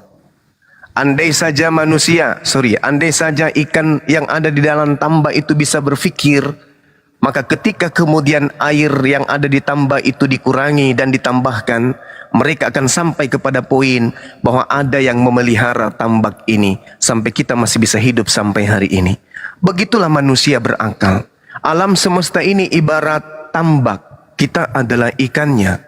Andai saja tak ada hujan, andai saja tak ada matahari, andai saja tidak ada siang dan malam, andai tidak ada tumbuh-tumbuhan yang bertumbuh, begitu ditebang, dipanen, tumbuh lagi berikutnya, maka kemudian mustahil itu bisa terjadi andai saja Tuhan itu tak ada. Makanya Al-Quranul Karim menerangkan dengan adanya siang dan malam itu bukti adanya aku. Bukti adanya aku ciptakan kemudian siang dan malam. Bagi orang yang berfikir, mereka akan sampai kepada aku. Tapi mereka yang tidak menggunakan akal, tidak akan sampai kepada aku. Allah Subhanahu wa ta'ala menjelaskan dengan sangat detail di dalam Al-Quranul Karim. Inna fi halqis samawati wal ikhtilafil lail wan nahar la ayatil li ulil albab. Sesungguhnya dalam penciptaan, dalam keberadaan adanya langit dan adanya bumi, dan bergantinya adanya malam dan adanya siang, itu terdapat tanda-tanda adanya Tuhan bagi orang yang berakal. Sayangnya ikan yang ada di kolam tidak berakal. Makanya dalam Al-Quran, ulaika hum syarrul bariyah. Orang yang punya akal, manusia yang punya akal, tapi masih menyembah kepada sesamanya manusia. Apa kata Allah? Mereka adalah seburuk-buruknya makhluk. Ikan yang ada di kolam tidak bisa menemukan dan tidak mengenal siapa yang membuat kolam, siapa yang memberinya makan setiap saat, siapa yang memberikan air ditambah setiap hari. Karena mereka tidak punya akal. Tapi manusia diberi akal. Lihat langit begitu tinggi tanpa tiang. Lihat kemudian hari ini siang, sebentar lagi akan petang. Siapa yang menciptakan itu semua? Pemerintah tidak mungkin, PBB tidak mungkin. Lalu siapa? Dialah pencipta langit dan bumi. Lalu kenapa pencipta kita harus menjadi bayi? Kenapa Tuhan kita harus mati dibunuh oleh manusia? Sedangkan alam semesta ini begitu luas, begitu besar. Pasti butuh hakikat pencipta yang menjaga setiap saat. Karena ketika alam semesta ini kehilangan kuasa pencipta, ketika kuasa pencipta itu hilang, mati dibunuh oleh ciptaannya, maka hancur leburlah alam semesta ini. Kembali lagi, Iya bang. La ayatil li ulil albab. Ini hanya tanda kebesaran Allah bagi orang-orang yang berakal. Yang tidak berakal, dia masih sibuk mencari Tuhan. Yang mana yang Tuhan yang benar? Yang Bapa, yang anak, atau yang mana? Masih sibuk. Tapi orang yang berakal, Allah Subhanahu wa ta'ala Tuhan satu-satunya, tak ada yang lain. Demikian. Ibaratnya kan gini bang, saya kan memiliki satu istri dan 2 anak. Apabila kami dan istri saya masuk Islam, bagaimana dengan anak saya? Kan ibaratnya kan anak saya belum berakal, satu masih umur 2 tahun, satu lagi baru lahiran seminggu yang lalu. Itu bagaimana? Apakah orang itu perlu syahadat ataukah harus saya perkenalkan dengan Islam tapi tidak perlu syahadat gitu loh bang? Ya, Masya Allah. Al-Quranul Karim menyatakan jannatu adnin yadkhulunaha wa man salaha min abaihim wa azwajihim wa zurriyatihim. Surga Aden, surga Eden adalah dipersiapkan oleh Allah untuk tempat masuknya orang-orang yang soleh bersama dengan nenek moyangnya, istri pasangannya, suaminya, anak-anaknya, cucu-cucunya. Surga Aden dipersiapkan untuk mereka yang beriman bersama dengan anaknya, bersama dengan istrinya, bersama dengan keluarganya. Nah, sekarang saudara bertanya, bagaimana dengan anak-anakku? Anak-anak lahir itu dalam keadaan suci. Mereka kemudian tidak ada dosa. Kenapa? Karena sejatinya mereka adalah muslim. Kenapa bisa kayak gitu? Ya, pada masa penciptaan mereka dikeluarkan dari keadaan ruh. Mereka mengatakan apa? Wa ashhadahum, ketika kemudian kita dipersaksikan oleh Allah di alam ruh, ala ampusihim, kepada makhluk yang berupa manusia, anak keturunan Adam. Apa kata Allah di alam ruh? Alastu bi rabbikum, apakah kalian bersaksi bahwa aku adalah Tuhanmu? Qalu bala syahidna. Anak-anak kita yang masih di alam ruh berkata apa? Ya Rabb, ya Allah, aku bersaksi engkau adalah Tuhanku. Subhanallah, lahirlah anak kita. Begitu di alam ruh anak kita bersaksi di hadapan Tuhan, engkau adalah Tuhanku. Begitu lahir jadi anak kita, justru kita mengajarkan mereka menjadi kafir, ingkar terhadap syahadatnya di alam ruh. Kita ajak mereka kemudian menyembah kepada yang bukan Tuhan. Nah, bagaimana dengan anak kita? Anak kita belum balik, mereka kemudian itu masih suci, mereka masih tertuntun dengan syahadatnya di alam ruh. Mereka berkata, bala syahidna, aku bersaksi engkau adalah Tuhanku. Begitu masuk ke dunia dibungkus oleh daging, dipengaruhi kemudian kita. Tapi ketika kita kemudian menjadi muslim, maka kewajiban kita kemudian menjaga anak-anak kita untuk menjadi muslim. Kalau mereka belum balik, ajak sholat, ajak belajar mengaji.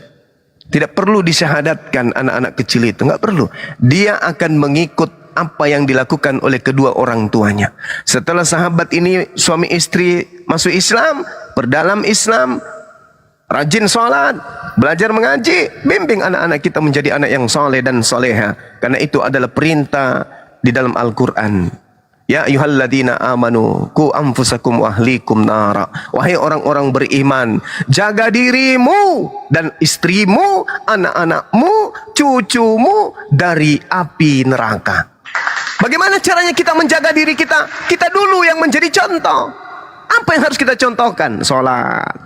Kita contohkan istri kita, saya sholat loh, sholat juga ya ma, iya pak, sholat. Anak-anak kita diajarin sholat ya ma, iya pak, sholat. Subuh hari berjalan bergandengan tangan ke masjid, subhanallah.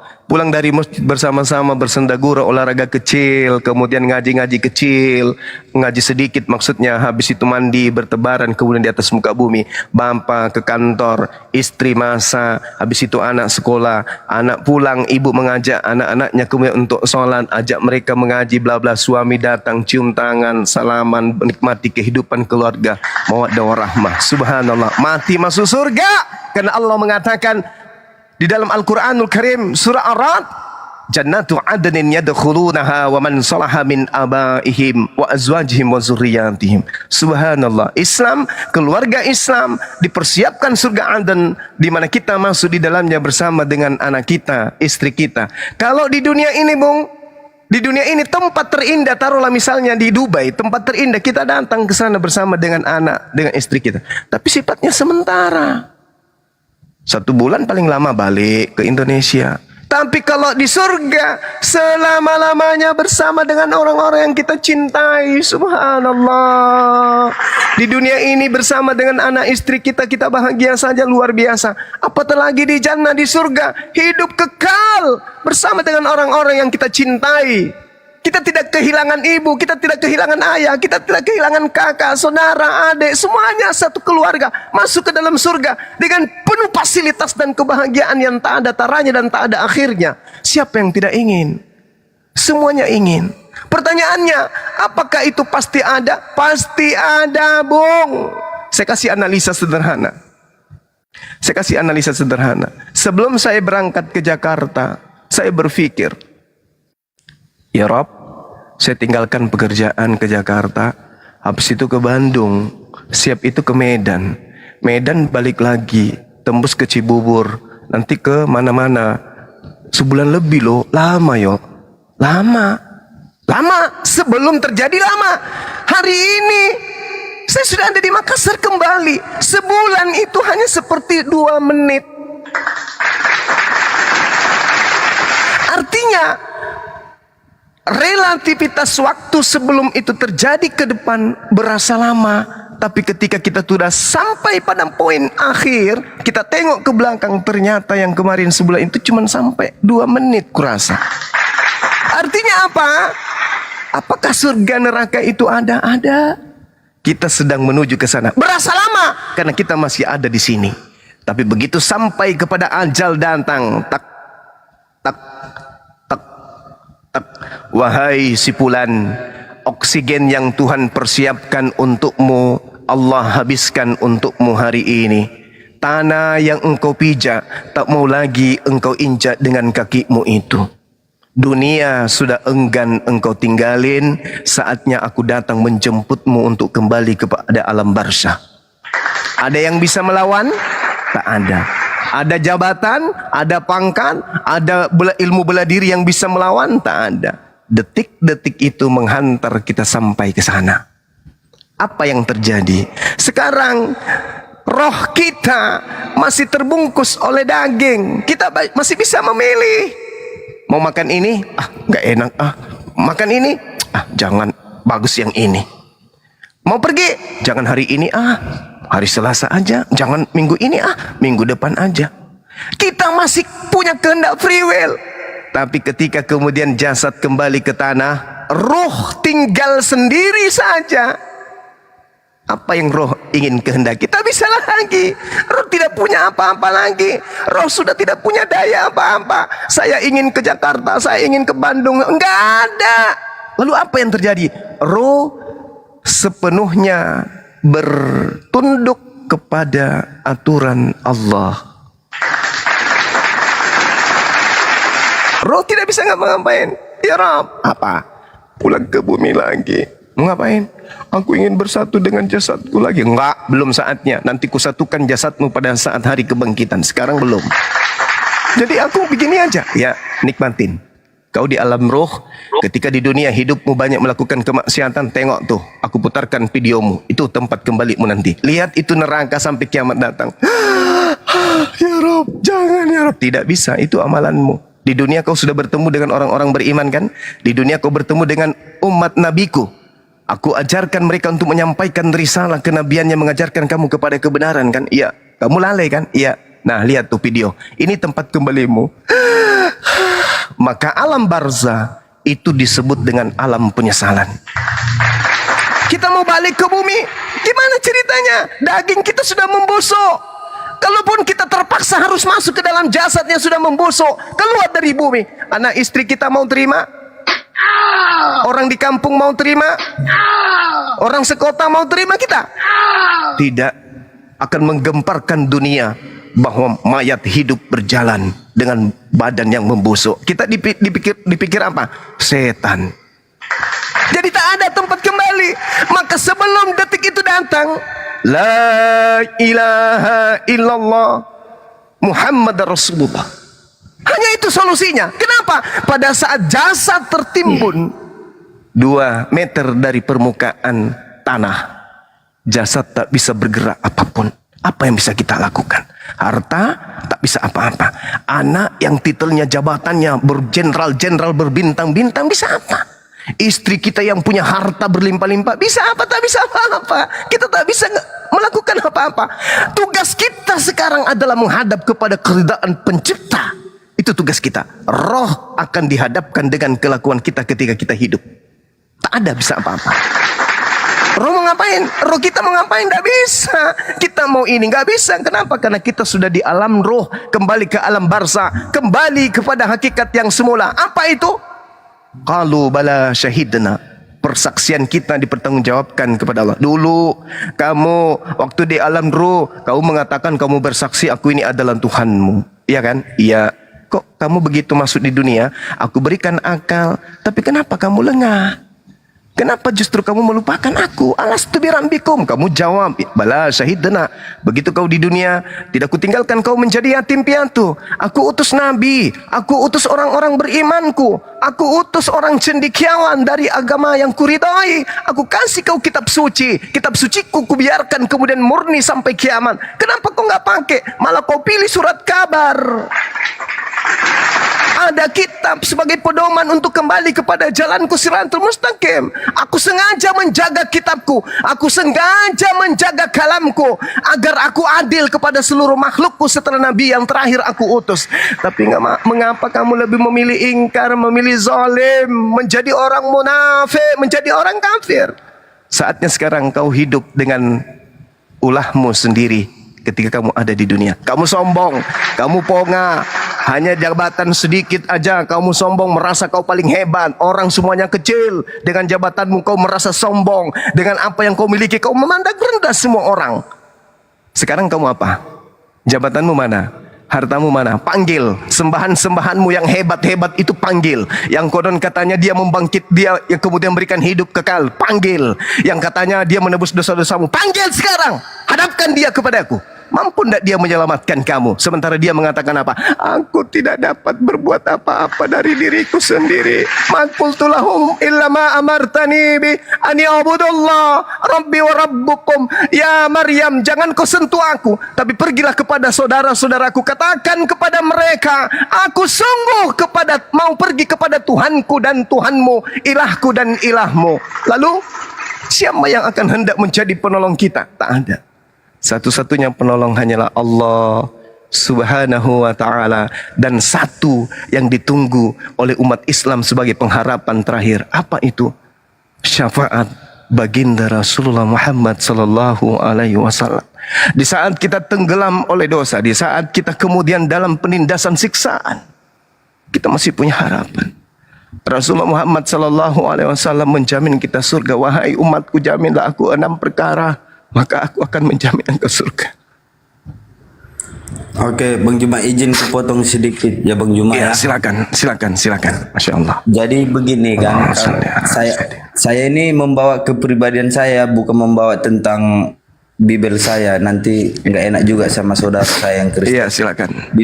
Di dalam akal logika saya, kalau konsep dosa yang ditebus itu, kalau menurut saya tidak ada. Dan saat ini kan saya Kristen. Lalu bagaimana dosa-dosa saya itu sepanjang Kristen, lalu saya masuk surga? Kan di konsep surga dan neraka ini kan, perbanyak amalmu, persikit dosamu. Kalau mau masuk neraka, perbanyaklah maksiat, persikit amal. Contohnya kan, kalau kita ingin masuk ke surga kan, otomatis amal yang kita apakan, pahala. Jadi bagaimana dosa saya sebelum-sebelumnya? Allahu Akbar, Masya Allah. Jadi Al-Quranul Karim menerangkan gini. A'udzubillah minasyaitonirrajim. Yauma yajma'ukum liyaumil jam'i zalika yaumut tagabun. Wa may yu'min billah wa ya'mal salihan yukaffir anhu sayyi'at wa yudkhilhu jannah tajri min tahtihal anhar khalidina fiha abada. Sayyi'atihi wa yudkhilhu jannah. Ingatlah pada hari ketika Allah mengumpulkan seluruh umat manusia. Itulah hari di mana Allah akan mengungkapkan semua dosa-dosa manusia. Dan barang siapa beriman kepada Allah dan mengerjakan kebajikan, niscaya Allah akan menghapus dosa-dosanya seluruhnya dan memasukkannya ke dalam surga. Mereka kekal di dalamnya selama-lamanya. Itulah kemenangan yang agung. Jadi ketika hari ini Anda bersyahadat, beriman kepada Allah, seluruh dosa-dosa Anda itu dihapuskan oleh Allah. Dan kebaikan-kebaikan yang pernah Anda lakukan itu masih dipertahankan, dipertanggungkan untuk diberikan kepada Anda. Namun satu hal yang perlu saudara pahami, andai saja kita hidup dari sejak kita dilahirkan sampai usia kita 87 tahun meninggal dunia, yang kita lakukan hanya kebaikan, tidak pernah melakukan dosa sekalipun. Artinya amalan kebaikan kita itu menumpuk. Mungkin bisa sampai ke langit ketujuh tumpukan-tumpukan kebaikan kita. Itu sama sekali tidak bisa ditukar dengan surga.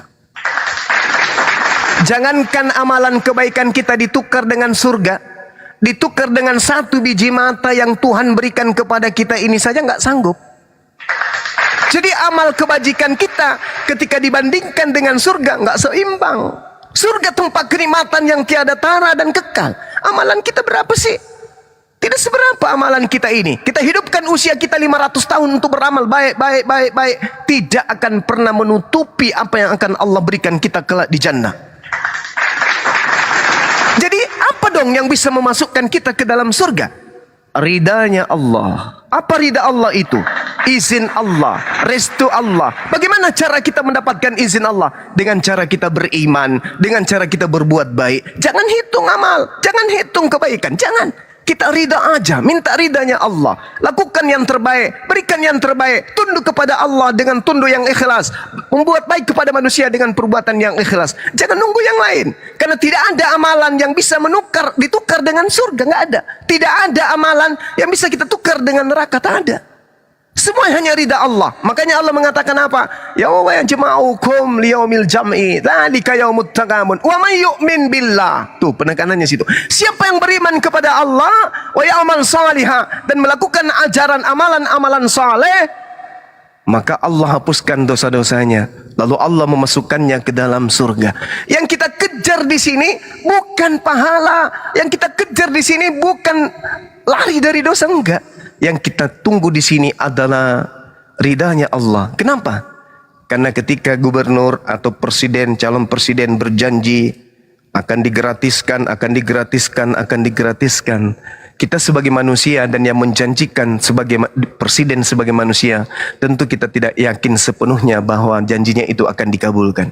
Tapi ketika yang maha hak, yang maha benar berjanji, mustahil ingkar terhadap janjinya. Maka karena Allah sudah menjanjikan, maka tak perlu lagi kita ragu tentang kebenaran. Tidak perlu ragu lagi kemudian kita tentang selamatnya kita. Selama kita menjadi Islam, selama kita kemudian tidak durhaka kepada Allah, tidak musyrik, tidak kemudian menduakan Allah, maka yakin dan percaya janji Allah itu pasti mutlak terjadi. Al-Quran mengatakan apa, Bung? Kada aflahal mu'minun. Sungguh beruntunglah orang-orang yang beriman. Alladzina hum fi salatihim khashi'un. Yaitu orang yang khusyuk di dalam salatnya. Walladzina hum 'anil lagwi mu'ridun. Dan orang yang menjauhkan diri dari perbuatan dan perkataan yang tidak berguna. Walladzina hum lizzakati fa'ilun. Dan orang yang menunaikan kemudian zakat, memberi makan yatim piatu, bla bla dan seterusnya. Walladzina hum li furujihim hafizun. Dan orang-orang yang memelihara dirinya dari berzina. Illa ala azwajihim. Kecuali terhadap istri-istri mereka. Lalu Allah mengatakan apa? Pamadi bentaga wara adzalika faulaika humul adun. Tetapi barang siapa mencari di balik itu berzina dan sebagainya, maka mereka itulah orang-orang yang melampaui batas. Walladzina hum li amanatihim wa ahdihim raun. Dan sungguh beruntung orang yang memelihara amanat-amanat dan memelihara janji-janjinya. Walladzina hum 'ala salawatihim yuhafizun. Serta orang yang memelihara salatnya. Ulaika hum warithun. Mereka itulah yang mewarisi alladzina yarithunal firdaus, yaitu mewarisi surga firdaus. Hum fiha khalidun. Mereka kekal di dalamnya. Coba bayangkan. Ini janji Allah. Orang yang salat akan diberi warisan. Warisan firdaus, bukan warisan tanah 100 hektar, perkebunan, hotel, lapangan terbang, bukan. Tapi surga yang dijanjikan, surga Firdaus sebagai warisan. Jadi berbahagialah umat Islam yang memelihara sholatnya, karena Allah pencipta langit dan bumi yang maha hak, yang maha benar, yang tidak ingkar terhadap janji-janjinya, menyatakan aku berikan warisan kepada umatku yang mendirikan sholat. Warisan apa? Surga Firdaus. Yang namanya warisan tidak boleh diambil oleh orang lain. Yang namanya warisan itu adalah hak prerogatif sang pewaris. Alhamdulillah, umat Islam mendapatkan warisan surga Firdaus.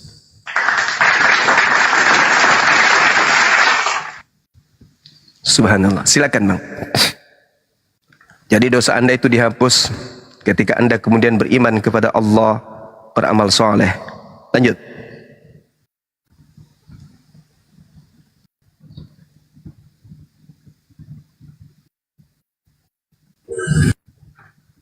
Assalamualaikum warahmatullahi wabarakatuh, my brother, Masya Allah. Assalamualaikum Bang Zuma. Waalaikumsalam warahmatullahi wabarakatuh. Bang Gema. Bang Gema. Subhanallah, tadi omongan Bang Zuma itu buat satu dukungan kita, spirit kita untuk lebih maju lagi untuk berdakwah ya. Ternyata Allah memberikan kemudahan kita untuk menikmati nikmat yang Allah berikan pada kita. Salah satunya dengan nikmat iman, Allah cukupkan hidup kita. Allahu Akbar, subhanallah. Sebagaimana katakan Quran, wa iskulna khulu hazil qaryati faqulu minha haitsu si'tum ragadan wa dakhul baba sujadan wa qulu hittatun naghfir lakum khotoyakum wa sanazidul muhsinin. Di sini Allah mengatakan kalau kita berbuat baik, ikhlas pada Allah, apa yang kita mau, Allah akan penuhi kebutuhan kita, bukan sekundernya, tapi pokoknya, primernya kita dibutuhkan. Yang kita butuhkan itu dipenuhi oleh Allah. Itu saya katakan pasti. Ingat ya Bang Zuma ya, 2 tahun yang lalu saya datang Kalimantan dalam keadaan nggak ada apa-apa. Alhamdulillah Bang, Allah hebat ya Bang. Allahu Akbar. Satu rokok batang saya itu nggak ada yang kurang di sini Bang. Allahu Akbar. Masya Allah, subhanallah. Allah, wallah, la ilaha illallah ya. Saya bersumpah ini, detik ini saya menjaga sholat saya dan Allah nggak pernah melupakan rezeki untuk saya. Masya Allah. Jangan takut teman-teman. Ya. Terus jalan Bang Zuma ini. Dia ini orang yang selalu istiqomah di jalan Allah. Wal hazi sabili ad'u ila Allah ala basiratin wa man ittaba'atani wa subhanallahi wa ma ana minal musyrikin. Ya, itu jalannya Rasulullah itu yang dilakukan sama Bang Zuma ini. Apa harga diri kita kalau seandainya kita itu sampai menjual nama agama kita demi kebutuhan perut kita, demi jabatan, demi ketenaran? Gak ada itu semua. Ini Allah akan angkat derajat manusia itu pada saat kita tuh bicara sesuai dengan agama kita. Ini dia contohnya orang ini. Kita berjibaku dulu dengan Bang Zuma. Iya. Alhamdulillah. Itu. Makanya saya salut sama orang, ya Allahu Akbar abang kita ini. Ya kita bareng-bareng kita lindungin para mufasir kita, para ulama-ulama kita. Ini termasuk ulama kita dia. Ulama kita, yang namanya ulama itu orang berilmu. Mari kita berjibaku sekarang untuk melindungi para ulama kita. Jangan sampai kita mengikuti seperti Al-Maidah ayat 63. Mentang-mentang dia ulama, lalu terjadi penghinaan, penghujat kepada Islam. Kita duduk manis saja di rumah. Itu Allah benci sama orang-orang kayak gitu. Surat Al-Maidah ayat 63, silakan dibaca. Na'udzubillah summa na'udzubillah. Astaghfirullahaladzim. Kalau Allah peduli, kalau kita peduli kepada Allah, Allah itu tersenyum sama kita. Ini salah satu. Gak ada sia-sia hidup kita di dalam jalan Allah. Gak ada. Saya pastikan itu. Pasti wallahi. Saya bersumpah. Karena saya yakin Allah gak pernah membiarkan saya di dalam kehinaan. Apalagi kalau ada kawan kita di sini sama Muslim, dia itu baru mu'alaf ya. Biasanya dia itu diuji oleh Allah. Dihinakan oleh keluarganya. Diusir dari keluarganya. Tapi ingat, Anda itu sudah menjadi saudara kami, saudara seiman kami, yang di antara kami akan memberikan syafaat dengan yang lainnya. Insya Allah, dengan adanya Komal ini, semakin banyak syafaat-syafaat yang akan kita dapat dari saudara kita. Subhanallah. Lanjut Bang Zuma, saya gemetar setiap ngomong Bang Zuma ini. Mungkin lagi lapar Bang. Bukan Bang. Belum tidur kali. Bukan Bang. Bagaimana mau tidur orang bantalnya belum dibalikin? Itu bantal Spiderman kapan dibalikin? Jadi saudara Gema ini ya, sama-sama kami di kelasnya Ustadz kami kemarin belajar tentang akar kata bahasa Arab dalam Al-Quran. Beliau itu kebanyakan tidur di belakang.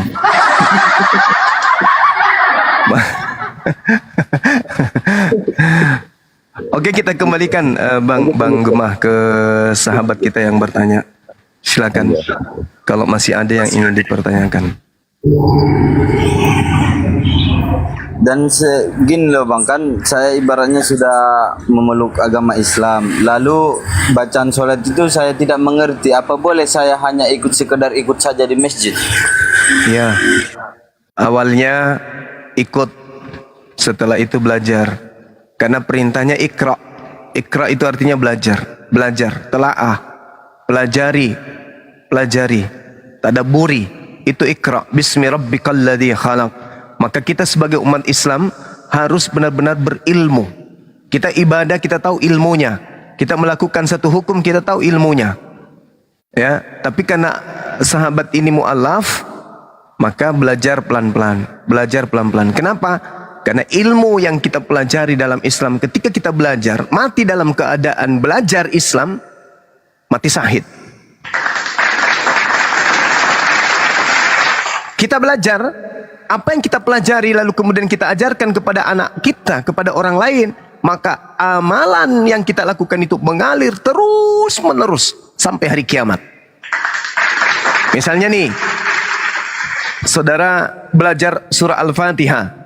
Bismillahirrahmanirrahim. Alhamdulillahi rabbil alamin. Ar-Rahmanirrahim.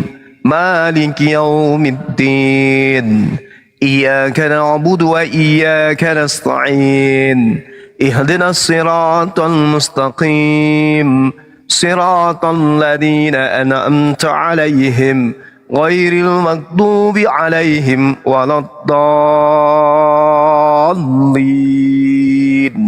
Amin.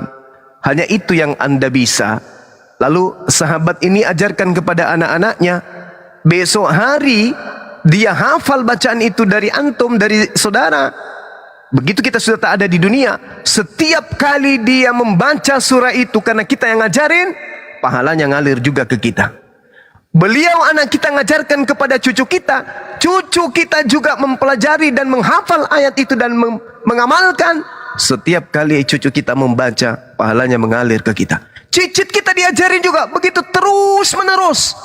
Dia menjadi santri, dia pesantren, dia dirikan sekolah-sekolah, dia ajarkan semua siswanya bacaan Al-Fatihah, maka seluruh bacaan Fatihah murid-muridnya itu pahalanya mengalir kepada kita. Subhanallah. Inilah indahnya Islam. Makanya usia umatnya Nabi Muhammad itu diperpendek. Kenapa? Cakupan cari amalnya itu sangat luas. Bayangkan saja puasanya itu senilai dengan 1000 bulan. Kalau 1000 bulan itu berapa tahun itu abang-abang? Kalau 1000 bulan. Kalau 1 tahun 12 bulan. Kalau 100 tahun berarti taruhlah 8. 8 kali 10 berarti berapa itu? 8 tahun. Subhanallah. Gila.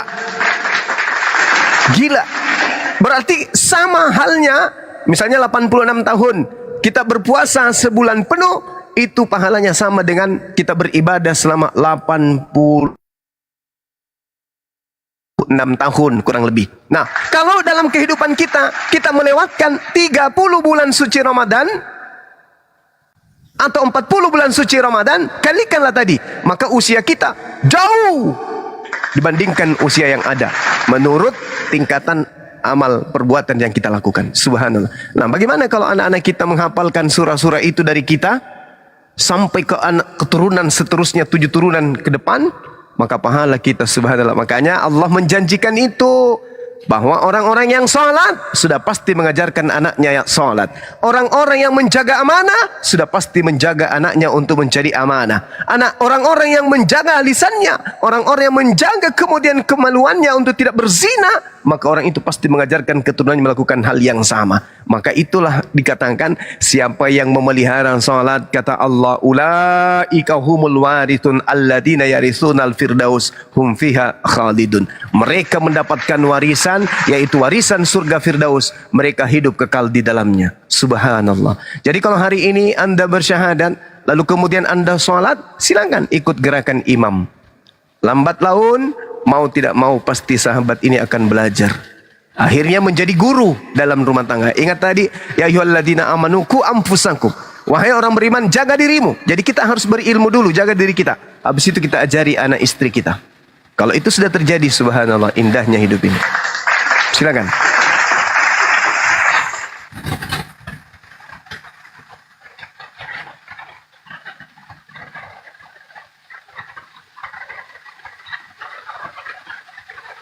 Ya, silakan Bang Misteri. Ya, silakan Pak Pria. Iya, kalau untuk saat ini sudah cukup sih, dan tentang pernikahan pun sudah cukup mengerti. Pada intinya memang kalau di dalam pernikahan ini harus nikah lagi, iya kan Bang? Iya, betul.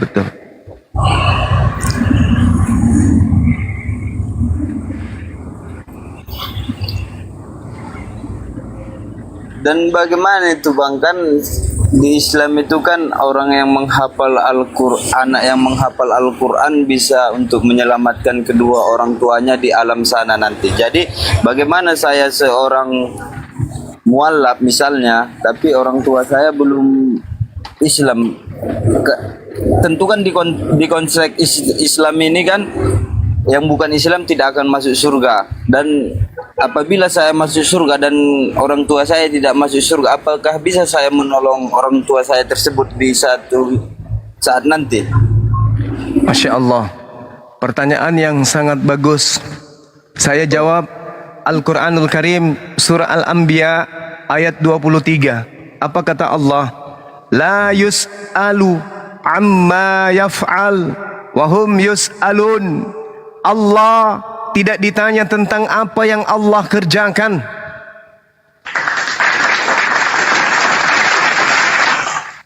Yang mengerjakan surga, neraka bukan kita, tapi Allah. Nah, sekarang kalau Anda punya anak atau Anda sendiri jadi penghafal Quranul Karim, lalu kemudian ada kemudahan, barang siapa yang menghafalkan Al-Quran 30 juz, maka dia bisa memberikan keringanan atau surga kepada sekian banyak keluarganya. Nah, kalau misalnya orang tua Anda demikian adanya, Anda punya hubungan dengan Allah. Allah maha melihat, Allah maha mendengar, Allah maha menyaksikan, Allah maha memutuskan. Maka kita tidak punya hak untuk melarang itu. Kita tidak punya hak untuk membatasi Allah. La yus'al amma yaf'al. Allah tidak ditanya tentang apa yang dikerjakan. Itu hak prerogatif Allah. Kalau Allah ingin memasukkan kedua orang tua kita ke dalam jannah, bukan hak kita untuk melarang, bukan hak kita untuk memerintah. Semua kembalikan kepada Allah. Surga nerakanya seseorang tergantung kepada Allah. Maka kita kembalikan kepada Allah. Kita tidak perlu pertanyakan itu. Maksudnya itu adalah hak prerogatif Allah untuk mengatur. La yus'al amma yaf'al. Jadi apa tujuan kita kemudian?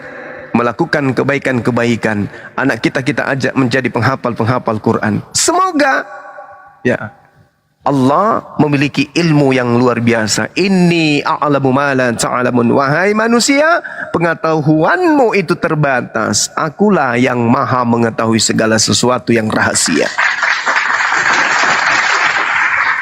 Seperti itu sahabatku. Jadi kita harus berpositif nih kepada pencipta kita. Jangan kita negatif kepada pencipta. Lalu kenapa ada hadits yang mengatakan orang tua dilarang doakan bla bla bla dan seterusnya? Ya kalau ada sekarang nih, misalnya nih ya, hikmahnya nih, misalnya ada orang yang kemudian diberi jabatan kayak Bang Suma didatangkan kemudian misionaris. Bang Suma, ya paman, hentikan debat-debat itu bang. Ini ada uang kopi sekian miliar bang, tapi berhenti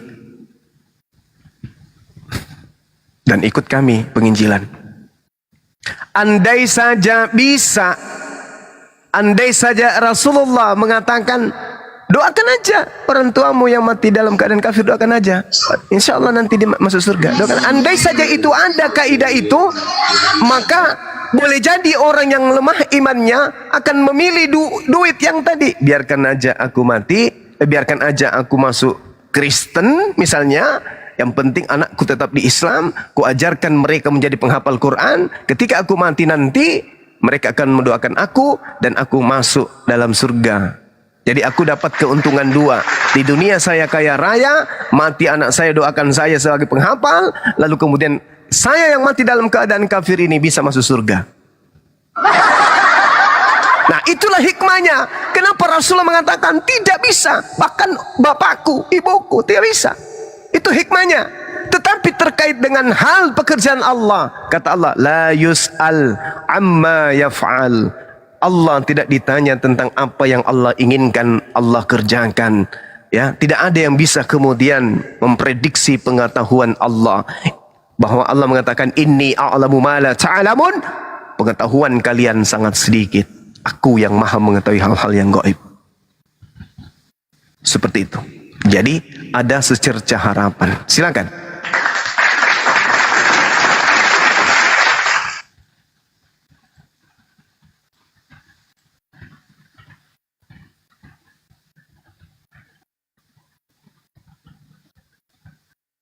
Ya, Pak Pria. Monitor. Iya, Kak. Ya, silakan.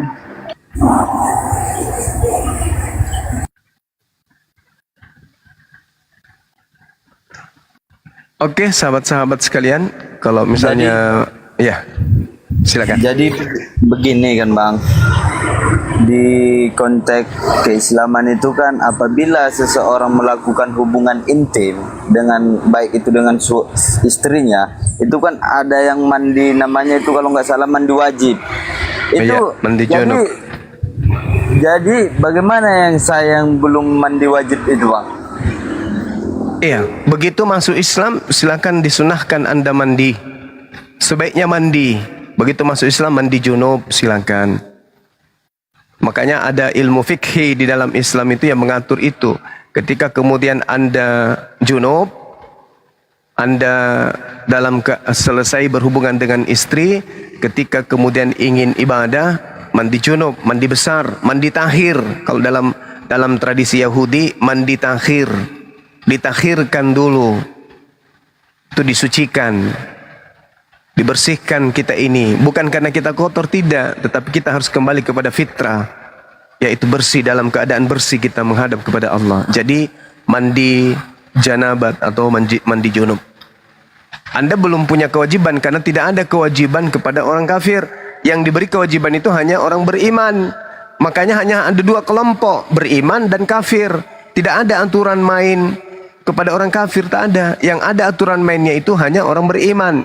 Ya ayyuhalladzina amanu, hanya kepada orang beriman. Tapi kalau orang kafir, orang bebas dia mau ngapain aja, mau guling-guling, mau apapun dia terserah, namanya orang kafir. Artinya orang yang ingkar kepada perintah Tuhan. Bebas mau ngapain aja. Ad-dunya sijnul mu'min wa jannatul kafir. Dan dunia ini adalah jannah, surga bagi orang kafir. Karena ini surga, maka tidak ada perintah. Selayaknya di surga nanti tidak ada perintah, jangan begini, jangan begono. Di dunia ini, itu adalah surganya orang kafir. Tidak ada perintah larangan, tidak boleh, semuanya bebas. Makan apapun bebas, mau apapun bebas, semuanya halal bagiku. Karena ini adalah surganya mereka. Tapi umat Islam di dunia ini seperti penjara. Mau minum ini nggak boleh, mau makan ini haram, mau makan itu haram, nggak boleh. Makanya dunia sijnul mukmin, dunia ini ibarat penjara bagi kami. Tapi bagi orang kafir ini adalah surga. Makan apapun boleh, minum apapun boleh, tak ada yang haram yang masuk ke mulut, yang keluar yang haram, tak ada. Nah, itulah berarti dia menjadikan dunia ini surga. Tapi kalau kita menjadikan dunia ini neraka, nanti kehidupan berikutnya kebalik. mereka lagi yang terpenjara. Mau makan ini tak bisa, yang ada hanya kobaran api, bara api yang masuk ke mulut. Cairan timah yang mendidih yang dimasukkan ke dalam mulutnya. Hanya itu, nggak bisa lagi terpenjara dia. Sementara kita di surga bebas merdeka. Subhanallah. Dalam kehidupan abadi kekal, umat Islam bebas sebebas-bebasnya menikmati segala kenikmatan atas balasan iman dan amalan soleh ketika di dunia. Karena Allah meridai, Allah memberi janji kepada orang-orang yang beriman tersebut. Kehidupan sementara ini mengecoh kita untuk melakukan kemaksiatan dan tabir keindahan surga itu tertutup. Tapi ketika kita masuk ke dalam roh, surga bisa kita lihat, neraka bisa kita lihat. Karena kita sudah hidup di alam roh. Ketika surga neraka kita lihat, ternyata amalan kita di dunia mengantarkan kita kepada neraka, disitulah hari penyesalan yang tak ada taranya. Tapi ketika orang beriman di dunia mati, rohnya bahagia selama-lamanya. Karena mereka melihat, ya Allah, kapan kiamat? Segeralah kiamat ya Rob. Aku sudah nggak tahan masuk ke sana ya Rob. Aduh indahnya, aduh indahnya, aduh indahnya. Makanya tidurnya orang yang meninggal, orang beriman, tidur matinya dia seperti tidurnya pengantin. Tiba-tiba, kok kiamat? Padahal aku masih pengen lihat surga itu indahnya kayak mana. Dia nggak merasa lagi yang lain. Dia hanya melihat indahnya surga yang dilihat. Sehingga kiamat datang miliaran tahun ke depan, terasa hanya satu malam. Karena yang dilihat adalah indahnya surga. Tapi orang yang siksa di kubur, melihat neraka. Kalau bisa jangan kiamat, begini aja terus ya Ram, nggak usah kiamat. Karena kalau kiamat aku sudah di situ. Jangan, aku nggak mau. Maka yuk manfaatkan sisa-sisa hidup kita ini untuk melakukan amalan soleh. Teman-teman muslim yang mendengarkan ini, gitu ada waktu sholat, gitu waktu puasa. Kita berbuat baik kepada suami, berbuat baik kepada istri, anak-anak kita santuni mereka, kita sayangi mereka, karena mereka adalah surga kita. Kalau kita jahat kepada mereka, mereka menjadi neraka kita. Oleh karena itu, ciptakan keluarga yang bahagia, rahmatan lil alamin. Jadikan itu dalam rumah tangga. Jangan menyimak debat, tapi rumah tangga terbengkalai, jangan. Nikmati kehidupan di dunia ini dengan cara-cara Islam. Seperti itu, demikian. Silakan, mungkin ada yang ingin mengambil alih atau menambahkan waktu dan tempat, disilakan. Ya, silakan. Yang lain. Bang Pria, di mana?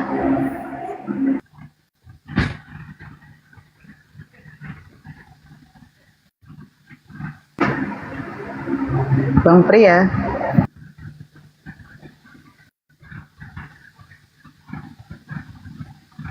Meluncur dia atau sinyal, nggak tahu lah. Sinyal kayaknya itu sinyal. Mana Bang Pria? Sinyalnya buruk ya. Meluncur.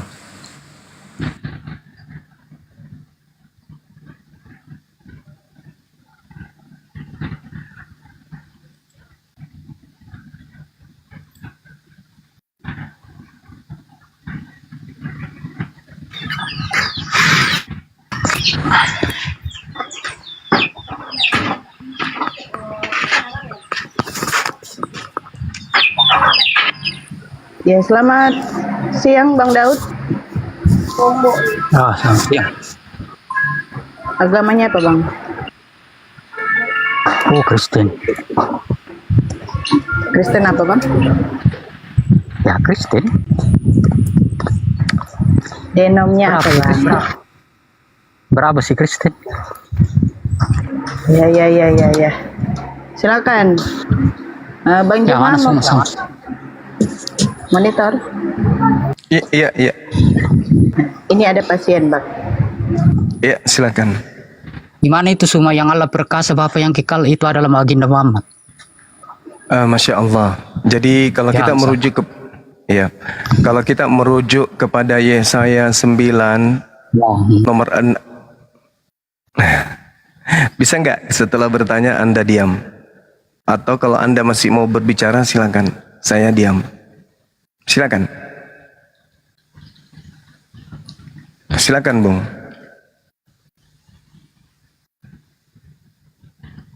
Oke, kita anggap sudah ya. Nah, di dalam kitabnya orang Yahudi, ketika dikatakan Kielet Yulat Lanu Beni Tan Lanu, di situ diterangkan sebab seorang anak telah lahir, Yulat, telah lahir. Jadi ini tidak merujuk kepada Yesus. Karena dikatakan orang-orang kemudian menyebutnya penasihat ajaib, Allah yang perkasa, Bapa yang kekal, Raja damai. Kalau ini ditujukan kepada Yesus, di mana ini adalah julukan yang diberikan kepada Hizkia, maka lebih pantas gelar-gelar ini diberikan kepada baginda Rasulullah Muhammad sallallahu alaihi wasallam. Karena kenapa? Yesus bukan penasihat ajaib. Untuk menasihati Yudas aja nggak sanggup dia. Yesus tidak menjalankan kemudian ajaran Allah yang maha perkasa. Tidak. Allah mengajarkan satu ajaran yang justru tertolak oleh kaumnya sendiri. Dia tidak sanggup mengkristenkan kemudian orang Yahudi. Baginda Rasulullah Muhammad SAW perkasa mengislamkan sejazirah Arab, bahkan separuh dari penduduk bumi. Kemudian disebut sebagai Bapa yang kekal. Yesus datang di tengah-tengah Bani Israel, ajarannya cuma berapa saat, kemudian setelah dia pergi, ajarannya hancur lebur. Sedangkan Rasulullah Muhammad SAW datang membawa ajaran La ilaha illallah Muhammad Rasulullah, kekal sampai hari kiamat. Tidak berubah. Kemudian yang terakhir, Raja Damai. Yesus tidak bisa mendamaikan antara muridnya dengan orang Roma, antara Yahudi dengan penjajah Romawi, nggak bisa. Sedangkan baginda Rasulullah Muhammad SAW mendamaikan seluruh suku-suku yang bertikai pada masa itu. Bahkan kaumnya, umatnya yang mendamaikan Palestina, mengusir kemudian tentara Romawi yang Yesus tidak sanggup mengusirnya, malah umat baginda Rasulullah Muhammad SAW yang mengusirnya dari tanah Palestina. Berarti baginda Rasulullah yang lebih pantas kemudian duduk di Yesaya 9 nomor 6, disebabkan karena semua gelar-gelar yang diberikan kepada anak yang telah lahir di sini itu bisa diberikan kepada baginda Rasulullah Muhammad SAW sesuai dengan fakta yang terjadi. Yesus bisa? Nggak bisa. Tapi ini bukan bercerita tentang Nabi Muhammad. Yesaya 9 nomor 6 bukan bercerita tentang dia, Nabi Muhammad. Tidak bercerita tentang Yesus. Tapi Yesaya 9 nomor 6 ini bercerita tentang Raja Yehuda bernama Hizkia. Seperti itu, Bung. Jadi jangan disulut emosi, ya. Santai-santai. Saya kalau lagi santai-santai. Kecuali kalau ada penghujat, nah pasti saya gas juga. Silakan. Assalamualaikum warahmatullahi wabarakatuh. Host, Gurunda, Waalaikumsalam, Bunda. Mbak Sarah. Waalaikumsalam Bunda Rahma. Waalaikumsalam warahmatullahi wabarakatuh. Terima kasih, lanjut. Ya, Daud, buka mute-nya.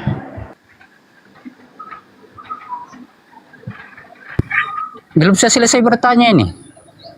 Iya, silakan, Pak. Ya, kenapa bisa Pak Suma mengatakan bahwa Allah yang perkasa, Bapa yang kekal itu Muhammad? Jadi benar Suma menuhankan Muhammad? Tadi penjelasan saya tidak didengar. Bunda, kan Bang Suma yang bilang Allah yang perkasa, Bapa yang kekal itu adalah baginda Muhammad. Makanya mau tadi penjelasan saya tidak didengarkan. Ya. Tadi Anda tidak mendengarkan penjelasan saya.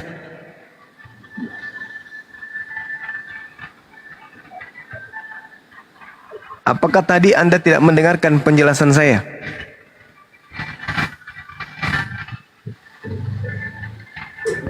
Buka mute-nya. Saya rasa saya sudah menjelaskan tadi. Host, itu kenapa host? Mute-nya dibuka itu, Daud. Bang Daud, mute-nya dibuka, Bang. Yang itu yang saya tanyakan sama Pak Suma itu, kenapa itu Muhammad jadi Allah yang perkasa, Bapa yang kekal, Islam baptis 5 kali sehari, itu yang saya tanyakan itu. Saya rasa tadi saya sudah menjelaskan, saya tidak bisa mengulang lagi. Menjelaskan itu, yang kamu jelaskan tadi masalah Yesus.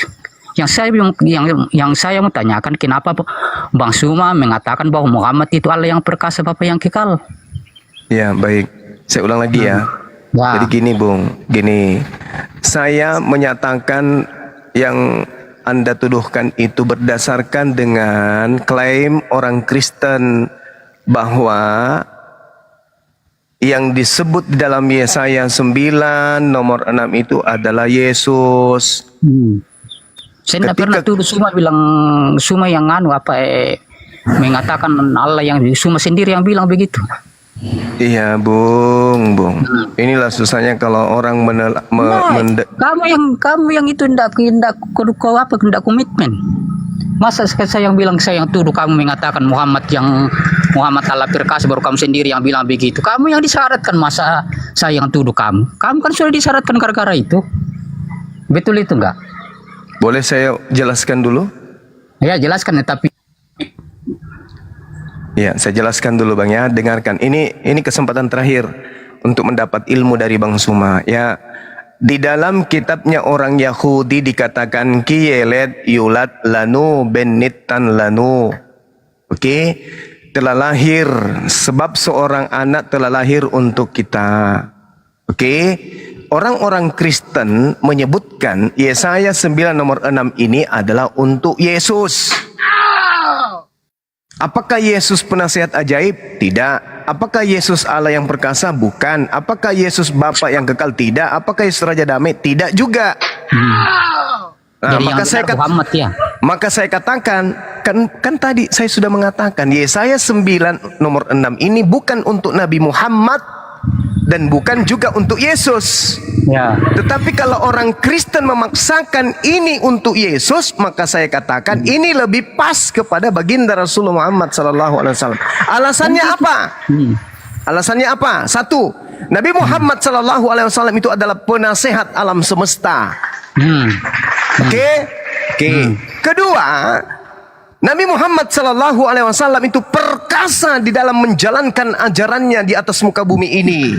Sampai, kenapa Anda tertawa? Iya, lucu ya. Buktinya Islam sampai ke Indonesia.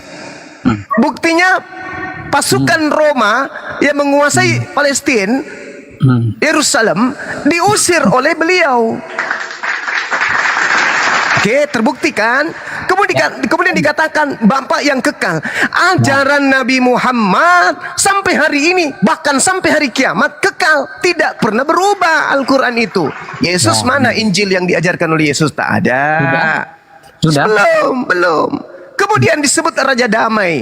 Nabi Muhammad kemudian mendamaikan alam semesta. Begitu penjajah datang di Belanda 350 tahun lebih lamanya Kristen menjajah di Nusantara. Ajaran Nabi Muhammad datang kemudian mengusir penjajah. Damai Indonesia, merdeka Indonesia. Anda pun bisa menikmati itu. Yesus mendamaikan apa? Tidak bisa Yesus. Jadi kalau Kristen memaksakan Yesaya 96 ini yang bukan untuk Yesus dipaksakan untuk Yesus, maka saya katakan ini lebih pas kepada baginda Rasulullah Muhammad SAW. Jadi pas itu Muhammad disebut pas. Meskipun ini hanya untuk Hezekia, bukan jadi, untuk Nabi Muhammad. Kalau Muhammad yang disebut, kalau dipaksakan maka lebih pas Nabi Muhammad.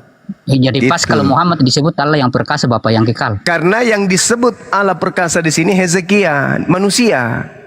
Allah yang perkasa maksudnya Allah bersama dengan Hezekia. Allah yang perkasa itu mendampingi Hezekia.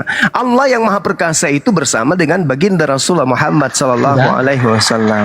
Bukan Nabi Muhammadnya yang Tuhan, bukan. Tapi yang backingan Nabi Muhammad itulah yang Tuhan yang maha perkasa. Begitu cara belajarnya. Sudah Pak Suma, boleh saya lagi bertanya semua? Silakan.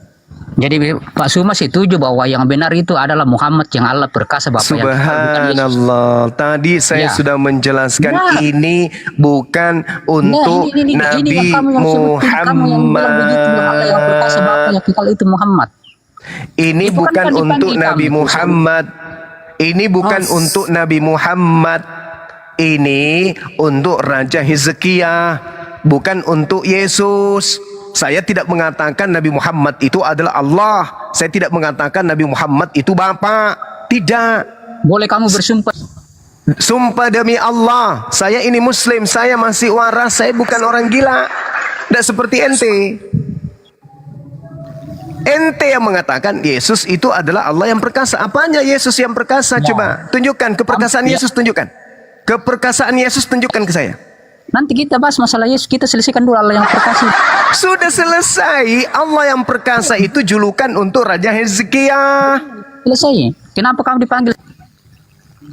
Ya, jangan di-mute. Ya jangan di-mute. Kenapa kamu dipanggil sadat tulang? Oke, karena teman-teman saya menganggap iya, saya bersyahadat kapanpun. Anda suruh saya bersyahadat sekarang, saya bersyahadat.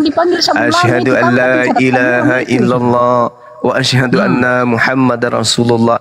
Kapanpun saya diminta bersyahadat, karena itu rutinitas ibadah saya bersyahadat. Ya kenapa kamu disyaratkan ulang sama ulama itu? Apa sebabnya? Apa sebabnya kamu disyaratkan? Karena mereka para ulama itu mendengarkan fitnahan. Kalau saya mempersamakan.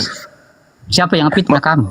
Siapa kalian? Seperti ini sekarang Anda memfitnah saya. Anda ada yang fitnah kamu sendiri. Oke, kalau begitu Anda dengarkan enggak? Anda dengarkan enggak penjelasan saya tadi? Enggak. Kamu sendiri. Oh, Anda enggak dengar. Penjelasan itu terbuka. Ya sudahlah kalau begitu. Berarti saya tidak punya kekuatan untuk bisa memahamkan saudara. Silakan dengan pemahaman saudara. Saya boleh bertanya enggak? Saya boleh balik bertanya tidak? Saya boleh bertanya enggak? Saudara Daud. Belum selesai. Saya boleh bertanya enggak? Saudara Daud yang lagi gemetaran, boleh enggak saya bertanya? Murai nak makutana. Akita murai di kutanai ya sule mangko diobo banua bobo si solakan depekan. Akita murai di kutanai sule mangko kan bobo si sola asu. Hah? Tumbai. Akita mengerti, tak mulai di kutanai sule mangko kan bobo si sola pekan. Ustaz tolol ini betul kalau ditanya dia menghujat sudah ini tololnya ini Ustaz. Saya hujatnya di mana? Saya hujatnya di mana? Kamu bertanya, saya menjawab. Saya menjelaskan. Kenapa saya membawa Yesaya 9 nomor 6. Saya sudah jelaskan. Oke? Ini hanya untuk Raja Hezekia, bukan untuk Nabi Muhammad, bukan untuk Yesus. Kenapa ada pernyataan saya seperti itu dulu? Karena orang Kristen menganggap ini Yesus. Maka saya katakan, kalau ini untuk Yesus tidak pas, lebih pas kepada baginda Rasulullah Muhammad sallallahu alaihi wasallam. Kalau Anda tidak mendengarkan, ya bagaimana saya bisa menjelaskan? Saya tidak bisa. Saya bukan dokter yang bisa membuat orang gila jadi waras. Itu loh. Silakan sahabat yang mau menambahkan. Assalamualaikum warahmatullahi wabarakatuh, Gurunda. Waalaikumsalam. Jangan dulu kabur. Sebenarnya yang bilang bahwa Nabi Muhammad itu Allah yang perkasa itu gua loh sebenarnya, bukan Gurunda. Gua loh yang bilang Nabi Muhammad itu Allah yang perkasa, raja yang kekal, hakim yang damai. Itu gua itu sebenarnya. Kok jadi ke Gurunda? Biasalah kebencian. Pansos. Mau pansos ya, Daud mau pansos. Oh, kebencian. Itu yang ngomong itu, yang mau ngomong itu ini Kelvin sebenarnya. Kalau mau tahu tuh, ini kita luruskan semuanya nih. Pas dialog gitu kan? Betul kan? Iya, pas dialog gitu kan? Pas dialog, kemudian ada yang bilang mana yang lebih pantas, Yesus atau Nabi yang cocok untuk Yesaya ini? Ya Nabi lah. Nabi lebih cocok lah, perkasa. Nabi 30 kekuatan Nabi lebih setara dengan setara dengan kekuatan 30 pria yang perkasa. Perkasa itu Nabi. Apalagi damai. Nabi mendamaikan orang-orang yang bertikai, hadisnya ada. Apalagi sih? Hakim yang adil. Ada Nabi menghakimi orang-orang pagan Quraisy ketika ingin meletakkan Hajar Aswad di Ka'bah gitu. Satu lagi apa ya Guru ya? Lupa. Apa ya satu lagi itu? Ingat gak lo diskusi Raja Damai? Kita di tempatnya siapa? Raja Damai udah Raja Damai. Ada apa tuh? Penasihat ajaib. Penasihat ajaib gitu. Nabi ketika memberikan nasihat kepada umatnya menangis-nangis gitu. Karena saking merdu dan indahnya nasihat-nasihatnya gitu. Nah sekarang Yesus apa? Kan gitu. Jadi kenapa lu ke Gurunda, Bre? Bang Zuma itu gimana itu perkataan Zuma yang mengatakan bahwa itu gua yang ngomong. Saya sama Kores yang ngomong. Oh, dia pindah ke baptis sekarang. pindah. Silakan Gurunda. Baptis katanya. Zuma yang kabur. Kan gua yang ngomong, bukan Gurunda. Kenapa lu fitnah Gurunda? Harusnya ke gua, Perah Istar. Demi Allah kau yang mengatakan bahwa Allah yang perkasa. Demi Allah gua yang ngomong. Demi Allah gua yang ngomong. Betul gua yang ngomong. Iya, demi Allah. Tuh. Iya, ayo. Kalau kita ini ya, kalau misalnya lu bohong dan lu cuma taunya dari orang-orang yang ngehujat Islam, kelamin lu tumbuh satu lagi mau. Jadi semua ya, kalau Oke, thank you, mantap. Mengatakan apa?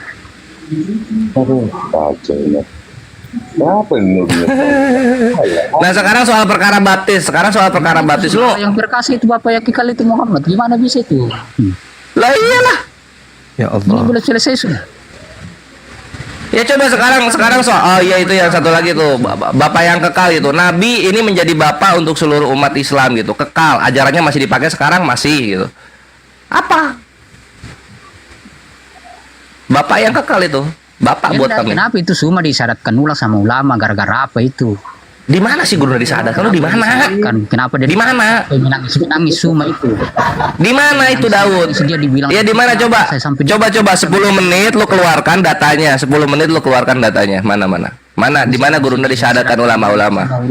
Gua hitung sampai 10. Ini kan kalau misalnya lu ngomong kayak gini sama aja gua bilang, kenapa bapak lu itu dipakai sama cowok-cowok di sana?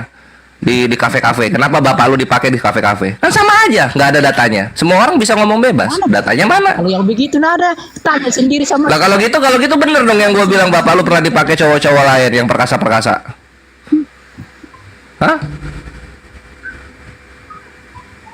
Hah? Gimana? Iya kalau gitu lu bilang gitu ke Gurunda datanya nggak ada gitu kan, sama gue juga bilang bapak lu dipakai sama cowok-cowok yang seneng cowok gitu. Waktu dia udah nikah sama ibu lu di tahun pertama, sama-sama nggak ada data.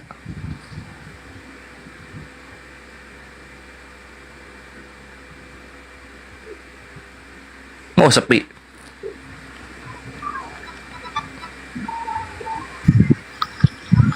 Islam baptis 5 kali sehari gimana itu bisa? Mau pindah topik. Iya. Kan pindah topik semua yang kabur. Ini gurunya masih ada gede tuh, koinnya 1603. Cuma yang bicara sini sebelum. Nah, sekarang soal baptis ya. Gurunya soal baptis sekarang. Apa dia mengatakan jadi pantas Muhammad? Ya, baik. Saya jelaskan ya, Bro. Tapi jangan emosi lah.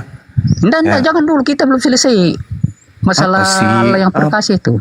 Cuma ngerti nggak apa yang kekal itu? Kekal itu artinya apa? Tadi lu ke baptis, sekarang balik lagi ke perkasa. Mau yang mana? Waduh, hilang. Jangan naikin lagi itu badut itu.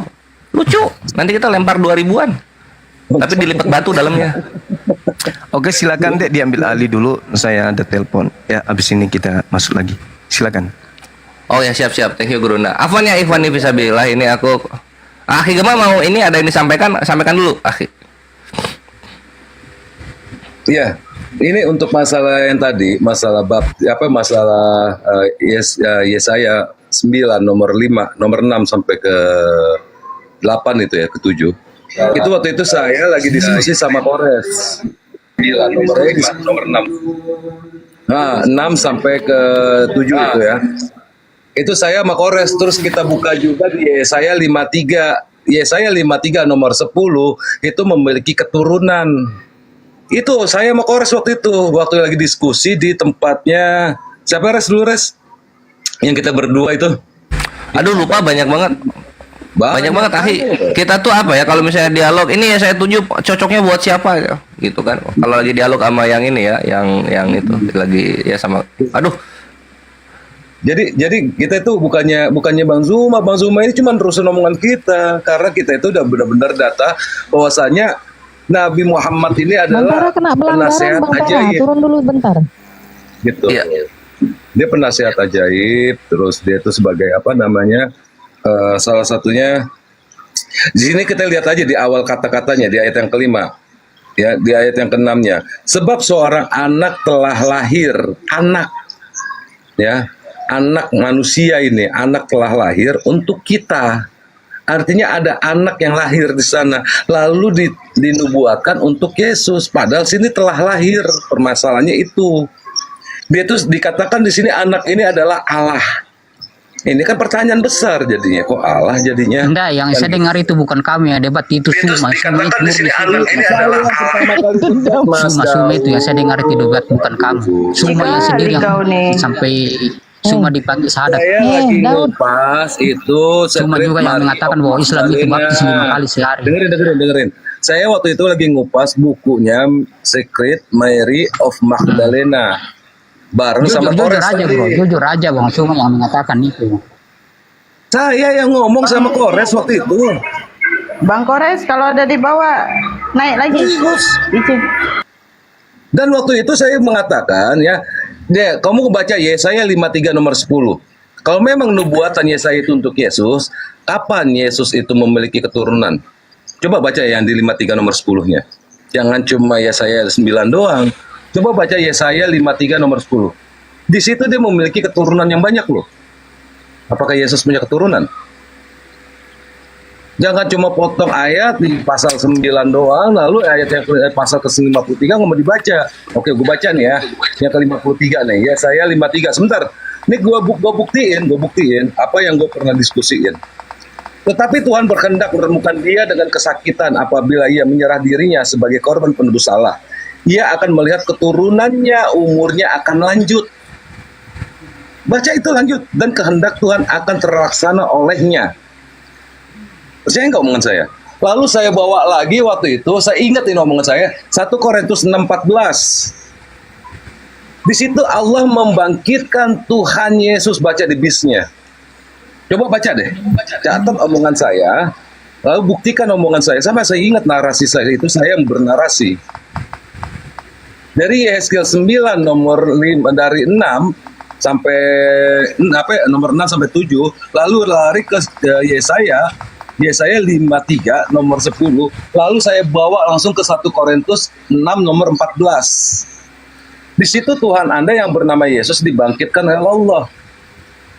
Itu kejadian 3 tahun yang lalu. Saya Kores sama waktu itu siapa lagi tuh? Ada 3. Bang Zuma nggak ada. Begitu. Jadi jangan memfitnah sesuatu yang kamu tuh nggak tahu. Masalah saya di tempatnya udah dijelaskan pun apa maksudnya, udah dijelaskan. Di situ mana di situ Yesus? Coba baca Yesaya 1 itu ya. Yesaya 1 coba kau baca. Apa di situ judulnya Yesaya? Ada juga Muhammad di situ. Yesaya 1 tuh judulnya. Yesaya enggak ada. Gini. Kenapa? Jelek banget sinyalnya Daud ini. Dialog juga nggak bisa. Coba dia nggak akan dengar, delay masuknya. Kami tidak pernah memaksakan untuk Rasulullah. Kami tidak paksakan seandainya. Enggak ada yang paksakan ya. Nah, kalau kau mengaku untuk Yesus itu coba tunjukkan. Di Yesaya 1 nomor 1, apa bacaan di situ? Penglihatan yang telah dilihat Yesaya bin Amos tentang Yehuda dan Yerusalem dalam zaman Uzia, Yotam, Ahaz dan Hezkia, raja-raja Yehuda. Coba baca itu Yesaya 1 nomor 1. Di mana di situ untuk Yesus? Mana di situ untuk Yesus? Penglihatan tuh, baca Yesaya 1 nomor 1. Penglihatan yang telah dilihat Yesaya bin Amos tentang Yehuda dan Yerusalem dalam zaman Uzia, Yotam, Ahaz dan Hezkia, raja-raja Yehuda. Kapan Yesus jadi raja? Kapan? Di situ tertulis telah lahir. Yesus waktu itu belum lahir. Jarak antara ini ribuan tahun. Seandainya terus itu akan lahir, di situ telah lahir. Coba ada ke Muhammad gimana dengan Muhammad? Jangan kau ke Muhammad, kami nggak ada urusan. Lebih pantas Muhammad. Itu seandainya, jadi itu untuk Yesus. Terus sekarang saya minta kau tunjukkan untuk Yesus kafir, tunjuk di situ untuk Yesus mana? Bunda Rama izin, jangan sampai ini, santai aja kita. Ini 1 Korintus ini jawaban terakhir dari saya waktu itu saya sama Kores lagi diskusi ini. Saya buka ini. Di 1 Korintus 6 nomor 14, baca di sini. Allah yang membangkitkan Tuhan akan membangkitkan kita juga oleh kuasanya. Artinya Allah ini berbeda dengan Tuhan ini. Nggak percaya? Kita lihat di bis. Allah sudah menghidupkan, dan baca nih ya, saya ulang nih. Allah sudah menghidupkan Tuhan Yesus dari kematian. Begitu juga Allah akan membangkitkan, menghidupkan kita dengan kuasanya. Artinya Allah orang Islam membangkitkan Yesus ini karena Allah itu punya orang Islam. Waktu itu diskusi kami itu dengan Kores begini. Jadi yang namanya di Yesaya 9, Allah itu berbeda dengan anak yang telah lahir itu. Paham nggak sekarang? Di sini ayat Anda mengatakan Allah itu membangkitkan Tuhan Yesus. Ya kenapa Anda. bisa Muhammad itu Yesaya 5 itu? Kenapa bisa Karena jadi dia Allah Muhammad itu itu yang berbeda saya dengan pertanyakan. manusia yang lahir. Sesuai dengan kitab Anda, Yesus juga berbeda dengan Allah. Kenapa Anda katakan di Yesaya 9 itu adalah Yesus? Ini aja udah berbeda. Ini loh datanya. Yang pantas Muhammad ya, bukan Ini Yesus. 3 tahun. Ya, yang pantas Muhammad bukan Yesus. 3 tahun saya diskusi sama Kores. Ya, Bang Budi, dia nggak mau itu Heskia di situ Heskia. Muhammad, saya tanyakan Heskia, Muhammad. ya udah ya, Muhammad kau bukan ke Yeskia, neraka bukan sana. Yeskia, Kau bukan. ke neraka sana. Wah, Makin capek ya. dikit. Bukan? Ya, yang lain aja naik. Udah ada capek kita kalau ribut gara-gara itu. Udah dijelaskan, semua disampaikan guru Sabar tadi. Bunda, sabar Bunda. Jadi yang benar Nabi Muhammad atau Yeskia di situ? Yang benar yang mana nih? Ya ini lah Ikhwan ya. Ah siap. Ya Ikhwan ya, di sini aku sebagai apa? Mursalun dari api ingin mengabarkan kepada kalian pembukaannya seperti biasa. Sampai jumpa di TV nasional. Sampai jumpa di TV nasional. Untuk apa? Untuk aksi yang akan kita lakukan terhadap aksi yang telah mereka lakukan. Reaksi kita supaya cepat ini serius, supaya cepat umat muslim satu Indonesia tahu apa yang terjadi di dunia medsos oleh para penghujat Islam kepada Islam, maka kita akan melaporkan balik supaya cepat aja gitu kan di TV nasionalnya. Maka dari itu silahkan fastabiqul khairat untuk proyek kita saat ini proyek akbar Ikhwan. Insya Allah kita akan menggerakkan satu Indonesia untuk memberitahu, woi Islam Indonesia, udah saatnya kalian tahu ada sesuatu yang musik-musik kita di dunia medsos gitu kan. Kita angkat semua itu orang-orang terkemuka yang membenci Islam dari pihak sebelah, kita angkat semua. Jadi silahkan kalian salurkan infak rezeki kalian yang sedang berlebih ke rekening api yang tertera di, tolong diketik Ikhwan yang di bawah ya. Karena insya Allah ini minggu ini atau minggu depan ini minggu-minggu panas untuk mereka. Mereka mulai mereka mulai, kita sambut sekarang. Mau berhenti bisa, mau minta maaf damai bisa. Syaratnya apa? Seperti yang Gurunda bilang gitu. Kita sama-sama ke LAI lalu cabut semua istilah Islam, baru kita berhenti. Selamat datang di kebenaran. Kalian mulai soalnya. Ya, wahai para penghujat Islam, kalian mulai. Yuks, gas. Thank you Ikhwan. Waktu dan tempatnya silakan rekeningnya di spam, rekening api di spam gitu. Lalu kalian kumpulkan di sana. Kita sudah mulai pergerakan udah jalan berapa ya? Minggu ini kita sudah mulai pergerakan, sudah banyak koordinasi kiri dan kanan untuk memberitahukan umat Islam yang lain tentang apa yang terjadi di media sosial. Dan untuk para pembenci Islam yang sedang nguping dan sedang recording, gua kasih tahu gitu, momentum yang kalian berikan kami manfaatkan semaksimal mungkin supaya apa? Supaya satu Indonesia tahu kelakuan kalian. Sekali lagi, sampai jumpa di TV nasional. Dan aku sekarang rindu dengan slogan Tuhan kami tidak perlu dibela.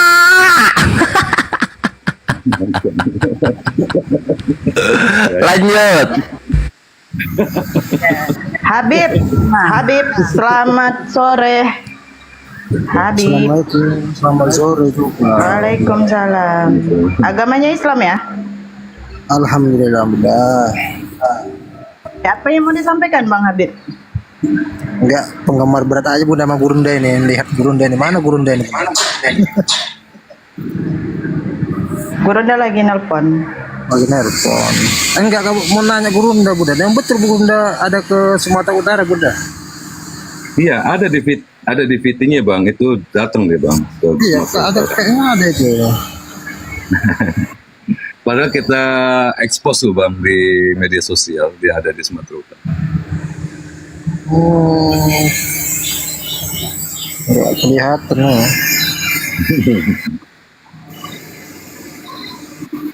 Insyaallah. Iya. Insyaallah lah. Kita ketemu lagi nanti insyaallah. Ada lagi yang mau disampaikan, Habib? Ya, itu aja lah Bunda. Segan juga sama guru-guruku yang aku untuk bikin Bunda. Iya. Terima kasih Bunda ya. Iya, Habib ya. Syukran Bib ya, masa syukran wa kasiran ya. Insyaallah barokah buat Habib karena kangen sama para mujahid kita insyaallah. Doanya Bib.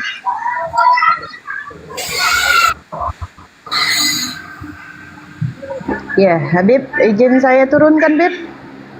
Kita naikkan saudara yang Kristen. Oh ya Bunda, kasih Bunda. Ya, makasih banyak, Bib. Assalamualaikum. Waalaikumsalam warahmatullahi wabarakatuh.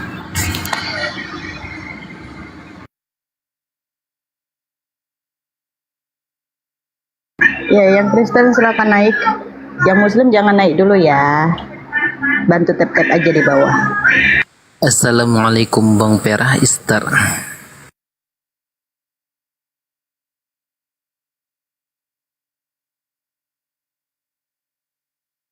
Res. Waalaikumsalam warahmatullahi wabarakatuh. Wah, kok Res lagi makan kayak itu. Makan siang dia. Makan siang dia. Kalau nggak makan siang dia lagi makan rujak tuh, biasa makan rujak dia tuh. Res. Mana emang bawa kocak gitu.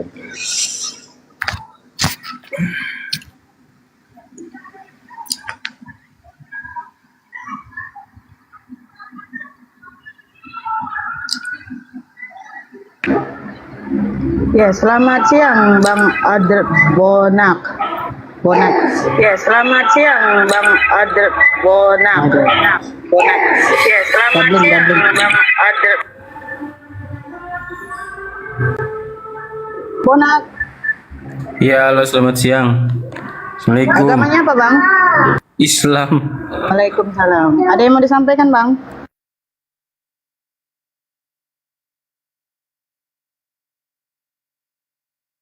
Ya, Bang Bonak, ada yang mau disampaikan?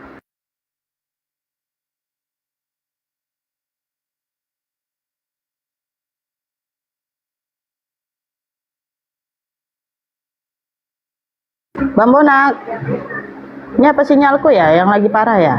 Dengar nggak suaraku? Dengar kok. Dianya aja nggak jawab.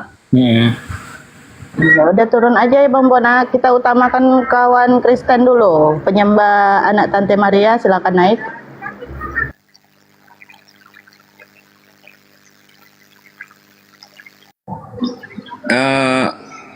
Mbak Sarah, Bunda, aku ada telepon, minta izin. Ya Bang Gemma. Ya, aku turun dulu. Bang Zuma, biarpun nggak dengar ya, saya sampaikan dulu. Terima kasih, lanjutin terus, jangan mundur.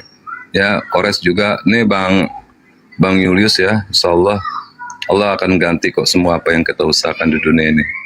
Insya Allah. Bismillah. Amin Bang Gemma. Sehat selalu Bang Gemma.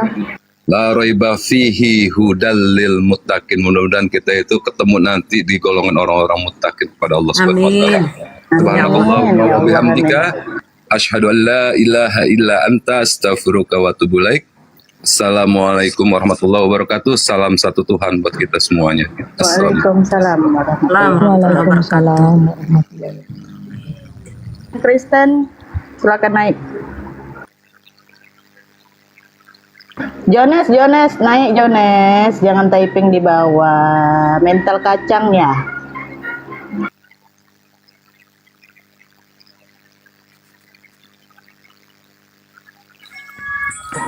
Selamat sore Bang Saidah.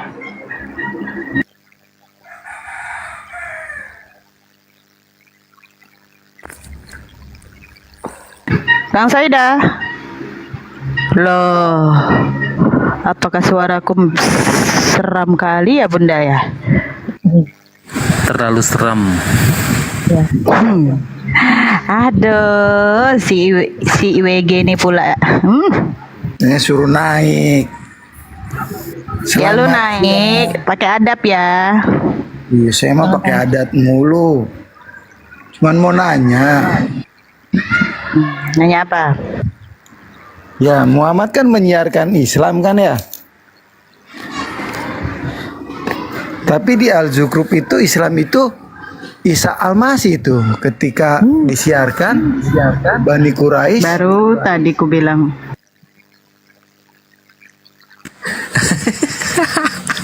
Baru tadi ku bilang. Naik dia tadi Bun. Iya.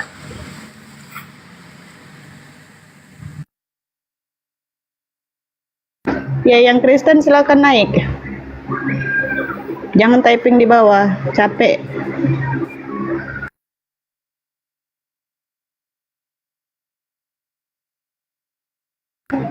Selamat sore, Abah.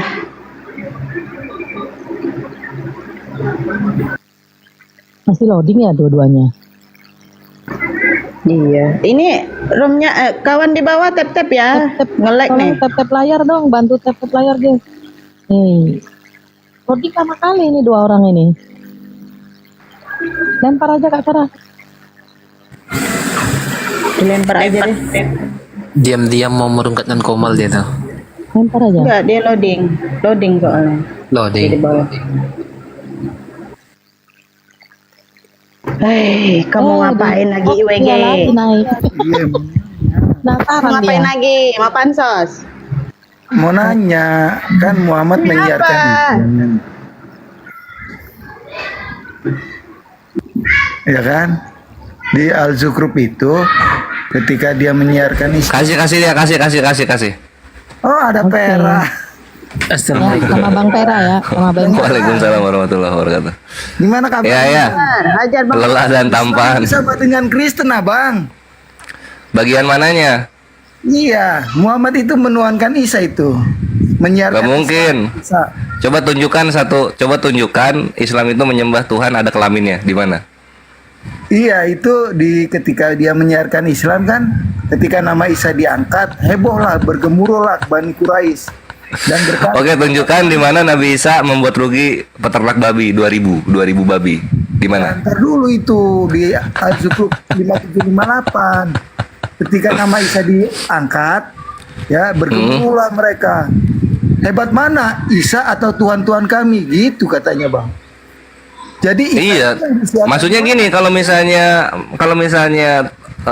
dibaca dong surah Al-A'raf ayat 194 gitu. Sesungguhnya berhala-berhala yang kamu sembah adalah makhluk yang serupa dan lemah juga seperti kamu. Ya kalau bentuknya serupa sama kita bukan Tuhan, dia berhala, Bre. Terus di Al-Furqan 6 dan 7 Bang. Waduh, lari lagi dia. Yang mengetahui rahasia langit dan bumi, Maha Pengampun, Maha Penyayang. Ia makan makanan, Bang.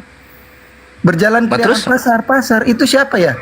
Ketika Muhammad Nabi kami itu berkeliling-keliling pasar ngasih makan orang Yahudi yang buta. Nabi kami juga begitu.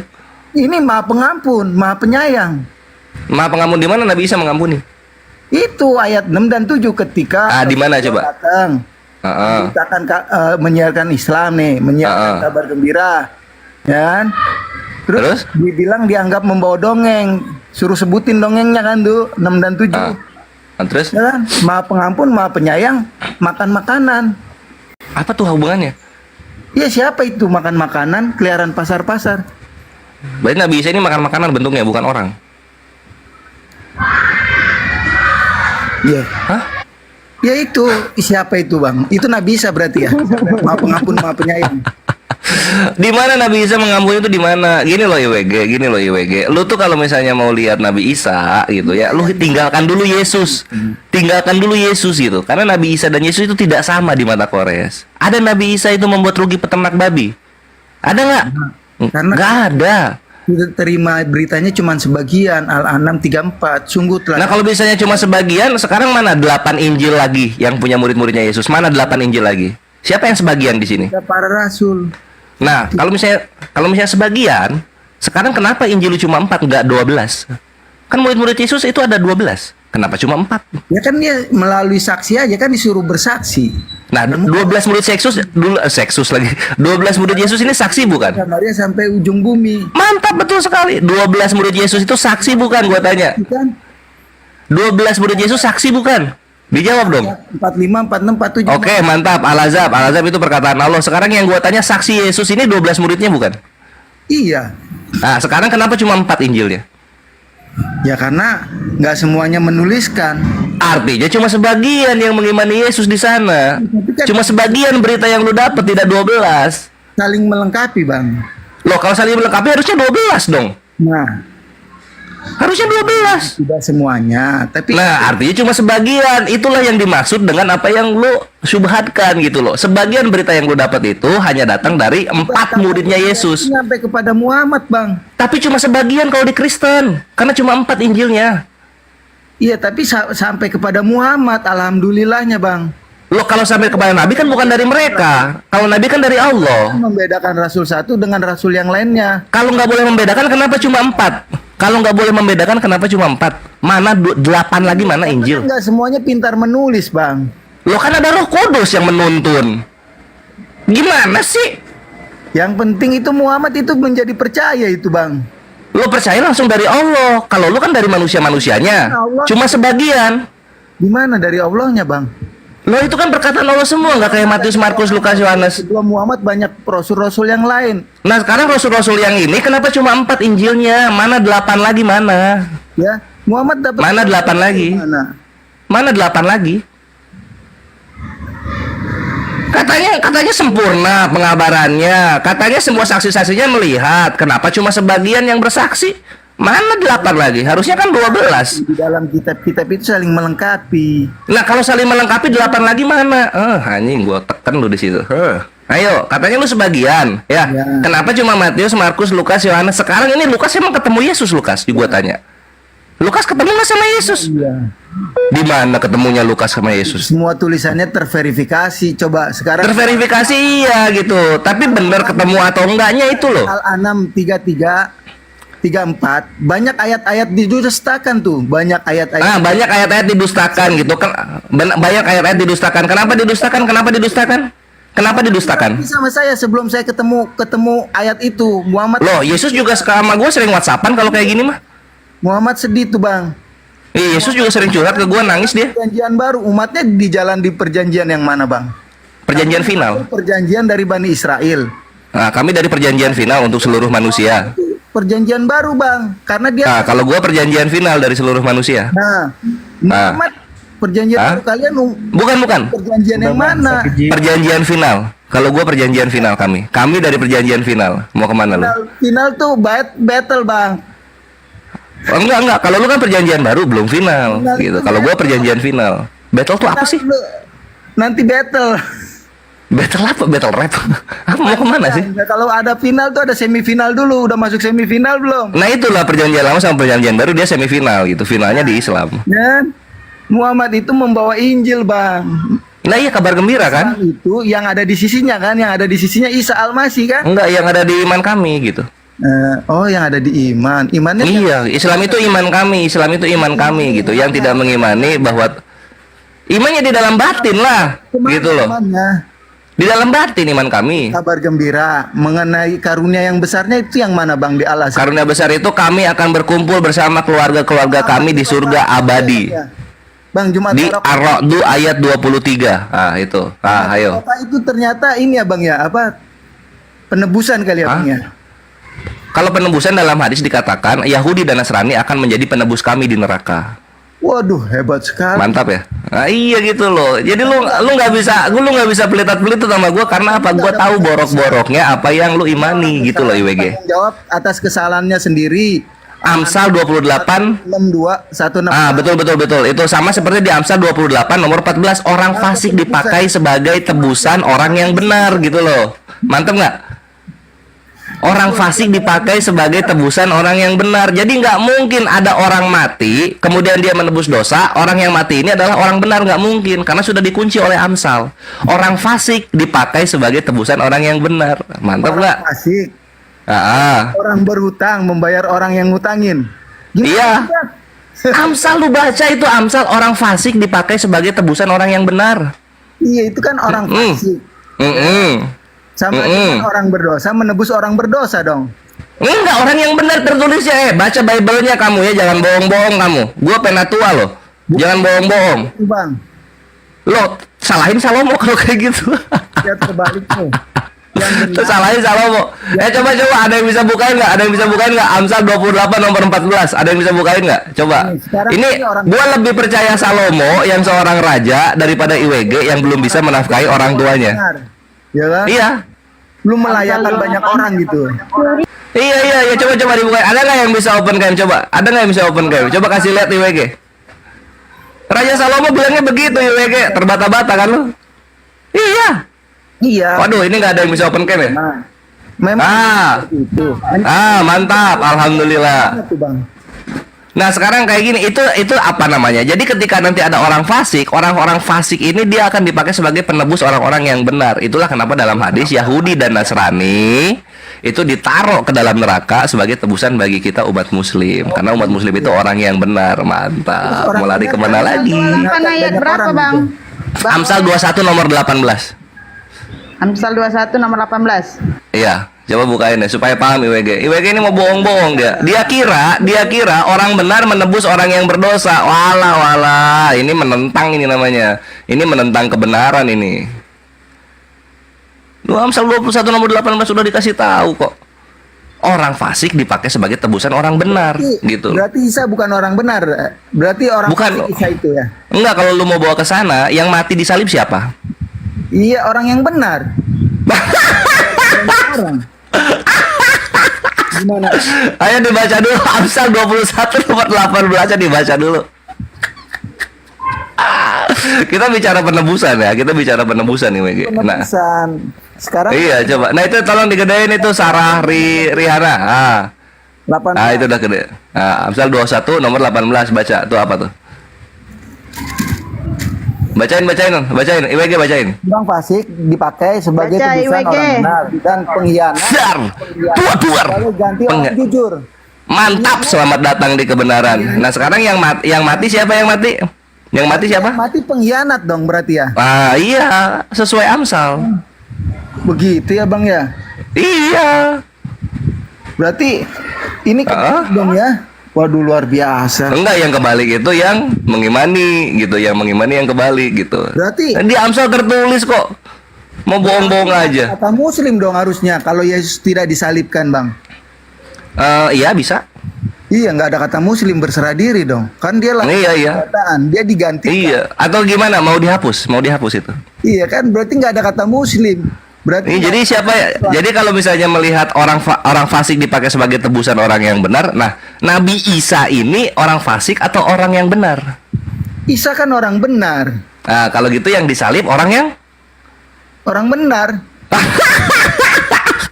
Iya, sekarang dia membenarkan banyak orang. Ya kan? Kita ulang. Orang fasik dipakai sebagai tebusan orang yang benar gitu. Nah, Nabi Isa ini orang fasik atau orang benar? Ya, menebus. Ya, nggak mungkin pencuri menebus pencuri, Bang. Kalau gitu Amsal salah. Menebus.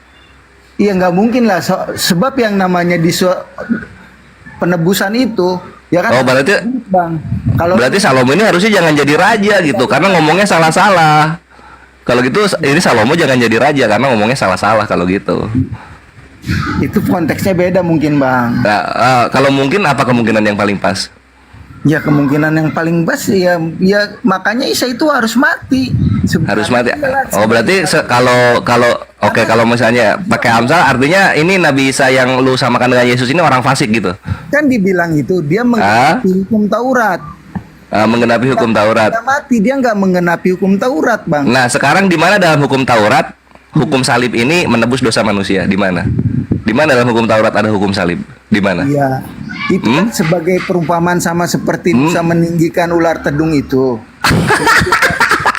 Ular tedung ada nggak? Ular tedung ada nggak di hukum Taurat ular tedung? Iya, ada ketika ada. Musa membawa Bani Israel keluar dari Mesir. Oh ada ya. Nah sekarang kalau hukum salib itu ada nggak di dalam hukum Taurat? Ada nggak? Terkutuklah orang yang mati di tiang salib. Di mana itu di Taurat di mana? Taurat di mana itu? Coba. Imamat atau itu? Coba dibacain ya. Gua bolak-balik baca nggak ada tuh terkutuklah orang mati di kayu salib itu. Mungkin beda kali terjemahnya. Coba lihat. Benar nggak? IWG? Enggak, Muhammad itu menyiarkan Isa, Bang. Iya, tapi Nabi Isa yang menjalani hukum Karena di Isa Al-Quran itu, ya kan? Di Al-Quran itu kan Rasul menyiarkan kan, ya kan? Nah, ketika nama Isa diangkat, bergemuruhlah, ya kan, Bani Quraisy, ya kan? Ketika Nah sekarang posisi, oke. Sekarang IWG gini, Nabi Isa ini membawakan hukum Taurat atau hukum salib? Menyatakan Isa sebagai Tuhan, berarti pernyataan telah kafir lagi. Lo kalau misalnya sebagai Tuhan, kenapa Tuhan ini menggunakan hukum salib bukan hukum Taurat gitu loh? Dia punya aturan hukum Taurat. Mau kemana? Adalah kepada Muhammad. Muhammad ke orang kafir kah, Bang? Bukanlah Muslim lah Nabi Muhammad. Iya, tapi Nah sekarang kalau misalnya Nabi Muhammad udah ya. Nah sekarang ini Nabi Isa ini Tuhan gitu loh. Kalau misalnya Nabi Isa Tuhan, Tuhan mana yang menjalankan hukum salib? Tuhan mana? Hah? Ya itulah dia menjadi jalan kan, menjadi jalan. Artinya Nabi Isa yang lu sembah ini dia menjalankan hukum salib bukan hukum Taurat. Karena dalam hukum Taurat tidak ada hukum salib IWG. Perkarakan salah. Apa? Satu perjanjian. Coba. Ini kan perjanjian. Iya soal perjanjian Tuhan. Ini ngapain Tuhan nih Allah Israel ini ngapain dia pakai hukum salib? Hukum salib kan punya Roma. Ya katanya itu dia disalibkan di luar tembok Israel agar ngapain lu bangsa-bangsa. Nah kalau keselamatan nyata kenapa nggak pakai hukum yang dia buat sendiri gitu loh? Kenapa pakai hukumnya orang pagan? Itu lo tahu penyaliban itu adalah hukum yang diimani oleh orang-orang penyembah Jupiter gitu loh. Di dalam tembok Israel tuh berarti keselamatan itu hanya untuk orang Israel. Tetapi dia disalibkan di luar tembok, Bang. Lah ngapain deket-deket banget gitu, nanggung banget. Kalau mau lu jangan di Yerusalem lu disalibnya. Kalau mau sono di itu terbuka buat sono di Jeddah sono jauh dikit gitu. Pengennya di ini, Bang, di Jakarta atau di gitu. Itulah lucunya gitu loh. Lu pakai hukum Taurat, tapi penggenapan hukum Tauratnya pakai hukum salib. Apa-apaan ini konsepnya? Apa-apaan nih WG? Ya kan, hukum salib ini siapa yang ngajarin? Itu satu IWG, itu satu. Yang kedua Nabi Isa nggak pernah ngajarin baptis loh. Tapi Yesus ngajarin baptis. Baptis ini siapa yang pertama kali ini siapa yang ngajarin? Musa. Kapan Musa baptis? Adam. Kapan Adam baptis? Terdiam kan lo? Baru lo paham. Baptis itu di zaman Yohanes, Bang. Lah ngapain bikin baru tuh ngapain? Jalan mempersiapkan. Kenapa nabi-nabi yang dulu nggak pakai itu hukum baptis? Kenapa? Hah? Ya itu enggak. Lu katanya penyempurna. Ini baptis ini menyempurnakan apa baptis ini? Coba ada nggak Raja Daud ketika jadi raja pakai pembaptisan untuk jadi raja? Salomo anaknya ketika jadi raja Israel pakai pembaptisan. Ada nggak? Bang, itu ada dipercik. Dipercik di mana? Di mana perjanjian lama dipercik dibaptis itu di mana? Hah? Ada di zaman gua terlalu perkasa dan super power lawan gue kayak Ikhwan gitu. Mungkin muslim yang lain kesel dia muter-muter. Tapi kalau gua puter-puterannya gua blender, gua kunyah, gua muntahin lagi ke mukanya. Bingung sendiri dia. Kristen juga, Bang, yang tersesat, Bang. Nah, kalau misalnya oke, kalau misalnya Islam itu Kristen ini bahasa apa? Iya. Bahasa apa Kristen ini? Terus, kalau Islam dari mana, Dari bahasa siapa ini Kristen ini? Bahasanya siapa? Bahasanya orang-orang Yahudi. Bahasa siapa ini Kristen? Hah? Ya Kristen itu pengikut Kristus. Kalau Islam iya, bahasa dari mana? Seharusnya. Bahasa dari mana? Dari Ibrani, Arab, bahasa apa ini? Dia bahasa Yunani dia. Apa bahasa Ibrani di mana? Nggak ada Ibrani, asus tuh nggak ada IWG. Aduh ini bubuk ini. Ayolah IWG gitu loh. Lu bilang Yesus Kristen gitu lah. Dari Yunani. Dari Yunani, hubungannya apa sama orang-orang Yahudi ini? Yunani hubungannya apa? Hanya julukan. Nah kalau gitu, ya mana mau orang-orang yang pengikut Tuhan yang benar menggunakan julukannya orang-orang pagan? Mana mau IWG? Mana mau kita? Tidak menurunkan agama, Bang. Nah terus ngapain disebut Kristen itu Isa? Karena Sama Yesus. itu julukan. Nah ngapain kita ngambil julukan dari orang pagan? Itu kan hanya julukan, hanya panggilan. Nggak mau, gue dapet julukan dari pagan, nggak mau. Gue pengen julukan yang datang dari Tuhan langsung atau dari nabi-nabi. Nggak mau gue julukan ngambil dari orang pagan, nggak mau. Terus Islam itu julukannya? Islam itu dari Allah langsung itu. Al-Maidah ayat 3. Dan telah kuridhoi Islam sebagai agamamu, dari Tuhan langsung. Enggak ya kan, dari nama. Tapi dari Tuhan, bukan dari pagan. Nama Yesus itu kan? Ah Yesus dari mana Yesus? Nama Yesus dari mana? Dari siapa nama Yesus? Kenal lagi dia. Dari nama Yesus lah. Nama Nah, ini kan sama kayak gini. Ada orang Inggris nih, dia menikah terus punya anak. Nah, pas punya anak dia kasih nama Asep, nyambung nggak itu? Orang Inggris nih. Nyambung aja. Di Berlin. Mungkin dia kelamaan di Sunda.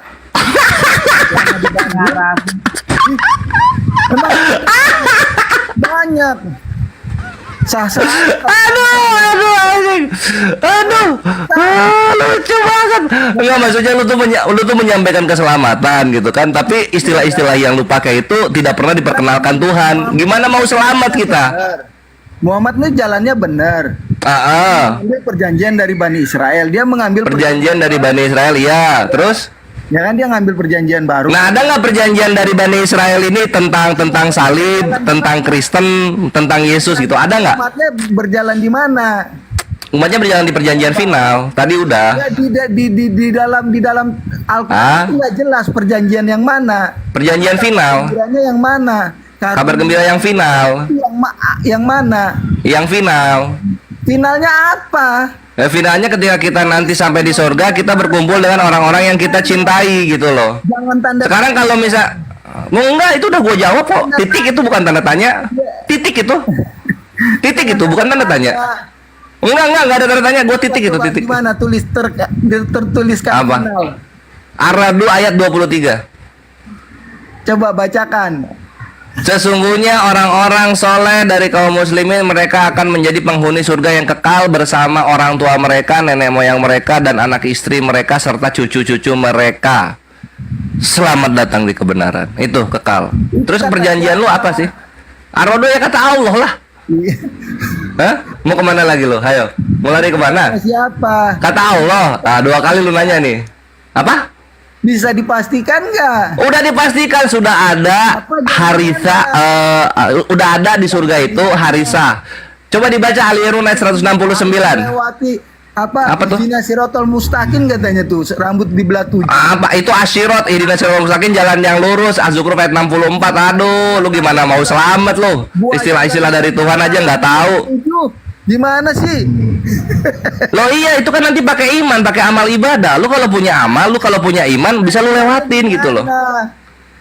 Imannya itu di sini nih, imannya di sini nih. Coba lu baca Markus 16 nomor 16. Ini contoh iman ya. Ini contoh pakai iman nih. Ini contoh pakai iman. Markus 16 nomor 16. Di sana dikatakan tanda-tanda orang percaya, dia bisa minum racun, megang ular, dan juga berbahasa roh gitu. Nah, coba. Iman lu itu bukan jalan di akhirat ya, tapi bisa makan racun. Nah, coba buktiin. Iya, saya pernah. Nggak sengaja. Sekarang lu jangan nggak sengaja dong, sengaja. Iman kok nggak sengaja? Nggak percaya. Nah, kalau sengaja mah mencari mati itu bang. Loh, imannya kemana? Itu cari mati. Imannya kemana imannya? Iya kan? Imannya kemana? Itu nih, lu paksa gua tusuk atau lu minum nih. Ya iya kan bisa. Dalam nama Yesus kan? Dalam nama Yesus. Iya kan, ini dalam tekanan, dalam penganiayaan, berbicara. Loh, dalam tekanan, dalam penganiayaan masa kalah sama dalam nama Yesus? Masa Yesus? Itu. Kalau misalnya dalam tekanan, dalam penganiayaan kan bisa dalam nama Yesus dikalahkan. Di situ. Nah, sekarang terus jadi keselamatannya di mana kalau misalnya ditekan dan dipaksa imannya hilang, itu gimana keselamatannya? Gimana keselamatannya? Kamu bisa diselamatkan? Betul, bisa. Ya. Karena perbuatan baik saya tuh nggak menjamin kita mendapatkan surga itu, bang. Nah, coba lu sekarang berbuat jahat, kemudian lu berbuat baik. Ada namanya dalam hukum pengadilan itu remisi, pengurangan masa tahanan. Itu konsepnya, bang. Nah, kalau gitu Tuhan lu tidak menyelamatkan. Nggak begitu konsepnya. Itu Nah, sekarang kayak IWG, kalau perbuatan baik tidak dihitung. Nah, gini. Dalam Taurat. Ya. Nah gini WG. Kalau misalnya perbuatan baik tidak dihitung, kenapa perbuatan jahat dihitung? Gua tanya. Jalan di kabar gembira. Bukan di perjanjian final kalau Nabi Muhammad. Nah, sekarang ini lu jawab ini ya. Lu jawab ini. Kenapa kalau misalnya perbuatan baik tidak dihitung tapi perbuatan jahat dihitung? Ini gimana konsep keselamatannya? Hah? Ayo dijawab. Waduh, terdiam dia. Lu ketika membahas, kalau di Kristen perbuatan baik tidak dihitung, terus kenapa perbuatan jahatnya dihitung? Kenapa? Di dalam Isa Al-Masih, ya kan, berislam. Aduh, dia nggak mau menjawab. Lu jawab dulu. Kenapa perbuatan jahat dihitung, tapi perbuatan baik tidak dihitung gitu loh? Gimana konsep keselamatannya ini? Kok perbuatan jahat dihitung, perbuatan baik tidak dihitung? Buat kita mengasihi dia, Bang. Nah, bukan buah-buah. Pertanyaan gua, perbuatan baik kan nggak dihitung, ya nggak? Ya nggak dihitung karena kita. Nah, kenapa perbuatan jahat dihitung? Kenapa perbuatan jahat dihitung? Itu kan konsep lu. Kalau kita enggak, lu lah gitu loh. Lu kalau misalnya orang berbuat jahat dibilang dosa, orang berbuat baik nggak dibilang pahala gitu. Artinya apa? Beda. Nah, kenapa ini kenapa bapaknya ini bikin aturan perbuatan jahat dihitung semua, dibikin dosa, tapi perbuatan baik nggak dihitung? Ini konsepnya mau gimana sebenarnya, Bang? Anak tuh tahu apa yang diperbuatnya. Nah, kalau anak tahu apa yang diperbuatnya, kenapa perbuatan jahat dihitung? Ayo loh anjing, gue blender lu di situ. Enggak dihitung di situ. Nah, kalau gitu lu membunuh nggak apa-apa dong? Ya itu mah itu bukan anak Allah berarti. Nah, artinya dihitung perbuatan karena ada cap-capan. Allah, Bang. Nah, kalau gitu dihitung perbuatan jahat kan? Itulah pertanyaan gua. Ya, harusnya kalau perbuatan baik nggak dihitung, perbuatan jahat juga jangan dihitung. Bedanya tidak hidup di dalam daging. Kalau dalam Taurat kan kita... Ya bodoh amat mau hidup dalam daging, dalam botol keratindeng, beda. Bodoh amat. Yang gua kritisi, kenapa perbuatan baik tidak dihitung? Ya kan? Nah, terus kenapa perbuatan jahat malah dihitungin semua? Lu selamat dari mana kalau perbuatan jahat dihitungin semua? Bang, keselamatan itu anugerah kalau di dalam Islam. Nggak ada hubungannya. Gua nggak ngomongin cara merawat kuda. Yang gua tanya, kenapa perbuatan jahat dihitung? Muhammad bawa.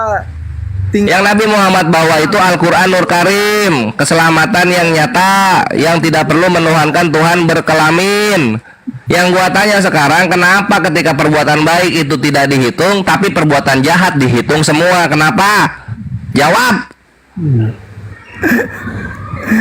Nangis lu berdarah-darah. Bunda Rahma masuk, gua mau closing kelas gua dulu. Ini gua lagi ngajar soalnya. Aduh, suaranya kecil sih itu. Kenapa kecil? Kau jauh kali ya teriak-teriak. Iya, dia kalau lawan Kores emang jadi minder dia, jadi pemalu, jadi introvert dia. Enggak satu pun IWG, enggak satu pun orang Kristen tuh bisa membuktikan ya minum racun maut, minum racun ular. Enggak ada yang bisa membuktikan itu. Pasti mati. Kan di situ di Markus ya.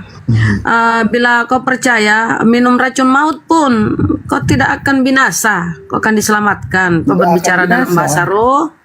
Iya, di situ minum racun maut kau tidak akan binasa.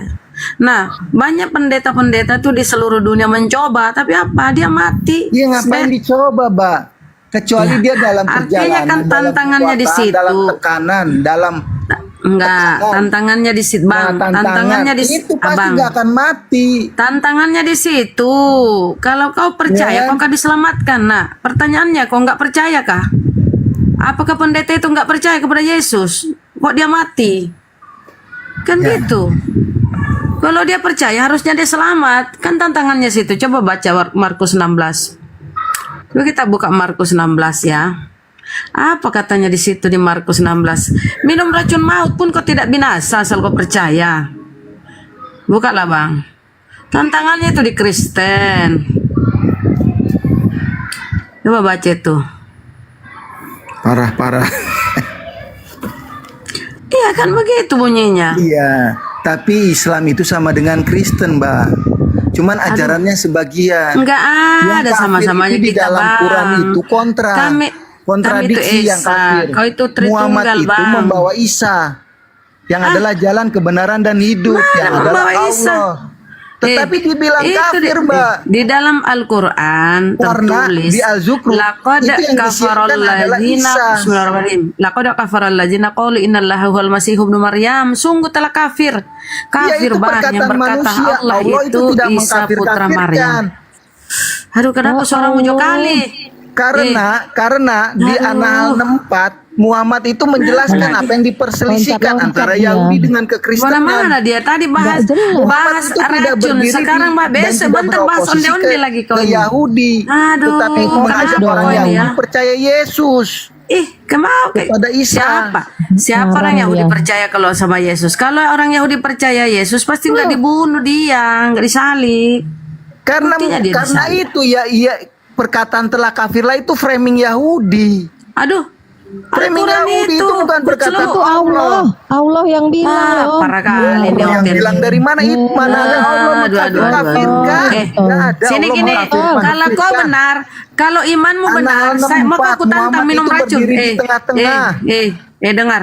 Kalau imanmu benar, mau kau tantang minum racun. Kubelikan kau racun, yang mahal pun sekalian, asal kau mau minum. Tapi kau harus tanda tangan hitam di atas putih ya, bahwa kau membuktikan imanmu. Kau minum racun, ayo. Cyanida, kubelikan kau cyanida. Kan di sini di Markus, kau ditantang. nanti Kau beliin ya. ditantang minum racun. Itu dulu kau selesaikan tantangan Muhammad Tuhanmu. datang. Nah, Di Al-An'am 19 diajak sumpah kita dia. bahas racun, dia bahas lain. Aduh, kau Tuhan nih yang kenapa lain. kau stres ya? Ya, aku diluputkan dari apa yang kau persekutukan Muhammad. Aduh, ya Allah ya Rabbi. Muhammad harus menjelaskan kepada orang Yahudi siapa itu Isa. Iya, ya, tanya dia. Yang adalah jalan kebenaran dan hidup yang membenarkan. Terus terus loh dari tadi. Pakai kisah para Makanya rasul kita 10. mute. Nih, saya moderator, saya mute kau. Ngomong, Mbak. Bun, Emangnya kau mengakui Yesus itu sama sama Isa? Gak bisa kau ngomong toh. Ku mute lagi. Tidak jadi orang Yahudi Muhammad. Kau ditanya lain, kau jawab lain. Yahudi modern. Kau ini habis makan apa Masih tadi? mau Makan kok. dedak. Mabuk Masih dia. mau kok. Muhammad itu Masih menjelaskan mau kok. yang diperselisihkan. Ya Allah, ada orang kayak gini. Sama kayak saya ini berdiri di tengah-tengah antara Kristen dan Kau Islam. tadi makan apa? Keselak apa kau tadi? Berarti lu nggak punya berarti iman lu nggak ada, lu nggak punya iman artinya. Ganti Kristen yang lain deh, yang pintar. Jangan yang kayak gini. Antikristus kok berarti. Damai damai. IWG ini buat malu Kristen aja. Islam itu Kristen. Bacalah kau itu Markus 16:17 itu. Kau bisa minum racun nggak? Tantangannya itu dulu. Waraka itu orang Markus, Waraka lagi. Kayaknya jijik bunda kayaknya jijik dia mau baca Bibelnya itu jijik. Nah, kita mau tantang dulu nih. Nih, saya buka ya. Ini kau selesaikan data-data di Bible. Ini tantangan Tuhanmu nih tinta merah loh. Kalau kau percaya Yesus. Gimana bang? Kau diam lagi dulu. Gak usah pansos kau. Pansos lah. Nih, kita kasih data dia. ada tamu. Sanggup dia lakukan nggak? Nih, kita kasih data kau ya. Nih, besarin host. Ya. Kita kasih suruh minum dia racun dulu nih. Nih ya. Harus kau minum ya. Siapa yang percaya, kau diam dulu lah. Siapa yang percaya dan dibaptis, kau sudah percaya Yesus toh, kau sudah dibaptis, akan diselamatkan. Tetapi siapa yang tidak percaya akan dihukum. Lah, kau sudah dibaptis kan? Tanda-tanda ini akan menyertai orang yang percaya. Nih, Pak ya, kau sudah percaya. Orang-orang percaya, mereka akan mengusir setan-setan demi namaku. Mereka akan berbicara dalam bahasa yang baru bagi mereka. Mereka akan memegang ular. Dan sekalipun mereka minum racun maut, mereka tidak akan mendapat celaka. Diam dulu. Ini dulu kau, sekalipun mereka minum racun. Saya tantang kau, buktikan nih perkataan Tuhan nih, kau minum racun, kau mati apa enggak? Mau enggak? Kau tanda tangan hitam di putih, jangan sampai keluargamu menuntut loh. Kau harus membuktikan ini. Ini perkataan Tuhanmu ini. Tinta merah ini loh. Mereka akan memegang ular dan sekalipun mereka minum racun maut, mereka tidak akan mendapat celaka. Pilih racun yang paling kau senangi. Cyanida, racun apa yang paling mematikan ya? Ya jangan ketawa dong. Ayolah buktikan. Ini tantangan Tuhanmu nih. Kalau kau sudah percaya percaya nih. Siapa yang percaya dan dibaptis akan diselamatkan. Nah, kau kan percaya dan kau sudah dibaptis toh. Nah, sekarang mereka akan memegang ular dan sekalipun mereka minum racun maut, kau minum racun minum racun maut, mereka tidak akan mendapat celaka nih. Racun apa? Racun balok. Racun balok. Sianida, racun apa? Racun apa yang paling mematikan kah? Pilihlah kau punya pilihan lah. Racun-racun yang ada rasa stroberi gitu ya. Nanti saya bayar, insya Allah kita akan bayar ya. Penting ada tanda tanganmu di atas tanda tanganmu hitam di atas putih bahwa kau bersedia dengan sukarela membuktikan imanmu. Ini dulu kau buktikan, jangan banyak bacot. Kalau kau belum lulus ini berarti nggak ada imanmu. Orang Yahudi korban framing itu. Nih. Sekalipun mereka memegang minum racun maut, ayo kau minum racun lah. Mereka tidak akan mendapat celaka. Kau tidak celaka. Ayo kita tes. Apakah ini firman Tuhanmu tidak berbohong? Atau kau yang tidak ada iman? Kalau kau mati ada dua kemungkinan. Ini berbohong atau kau yang tidak punya iman. Ayo, kau belikan. Ayo racun apa? Pilih. Ada rasa stroberi, rasa vanila. Ayo, jangan banyak banget kau terlalu cerewet. Ini dulu kau selesaikan nih. Kau minum racun apa nih? Ayo. Buktikan ini, ayolah. Apa ya? IWG. Kau cerut kali ini dulu kau buktikan. Kalau kau mati berarti tidak ada imanmu tuh. Mudah kan kita tahu. Telah diberitakan bahwa IWG telah mati. Karena orang Kristen itu kan mati, Tuhannya jadi Bibelnya mati. Kalau kita kan meninggal dunia telah berpulang ke rahmatullah. Kalau dia kan mati, diberitakan kan hari ini telah mati IWG yang telah mengetes kabur. Cerewet kali kau tuh disuruh minum racun maut, malu kau, malu. Jadi ini perkataan Yesus ya, tinta merah ini teman-temannya, ini tinta merah. Tantangannya, asal kau percaya sudah dibaptis, nih, siapa yang percaya dan sudah dibaptis akan diselamatkan. Tetapi siapa yang tidak percaya akan dihukum. Kita buktikan tanda-tandanya ialah apabila mereka akan memegang ular dan sekalipun mereka minum racun maut, mereka tidak akan mendapat celaka. Coba kau tes ini noten-noten yang congornya panjang. Aku kan sudah baptis 4 kali nih. Bisa lah kau minum ini. Iya. Bisa. Nah, silakan kau. Nanti kau belikan racun, tanda tangan kau. Mana racunnya? Biar kau minum. Ya. Ayo deh, di mana kau alamatmu? Iya, mana racunnya? Open kamera dulu, open kamera baru kita kirim alamatmu mana. Apa yang dimaksud di situ? Biar kau minum. Ini kan racun maut nih. Ya, racun maut. Racun maut ini maut kan mematikan. Artinya racun yang mematikan. Racun mautnya biar ku beli di sini biar nggak menyusahkan kalian. Sianida. Bang. Nggak ada sianida di situ. Yang membunuh Mirna, Nggak ada di situ sianida. Ya racun maut tuh, ya racun. Masa orang zaman dulu mengenal racun maut? Kerepotan kalian membelikan. Jangan memalukan kita sebagai orang Kristen, Bang. Iyalah. Mana racunnya biar ku minum? Maksudnya itu apa spesifikasi racunnya biar ku minum? Nggak capek kalian membelikannya. Itu apa yang tertulis itu, racun apa di dalam kitabmu itu? Ayo. Dalam kitabmu itu racun apa yang tertulis di situ?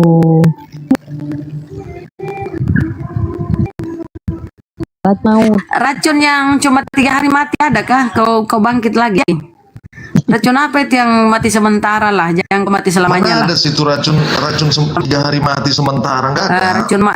Entahlah racun apa, yang penting racun, belilah, kok minumlah. Ya, jelaskanlah racun apa, biar aku minum. Ya ini kan Bibelmu ini Bibelmu, terserah kau meracun apa, ini Bibelmu ini.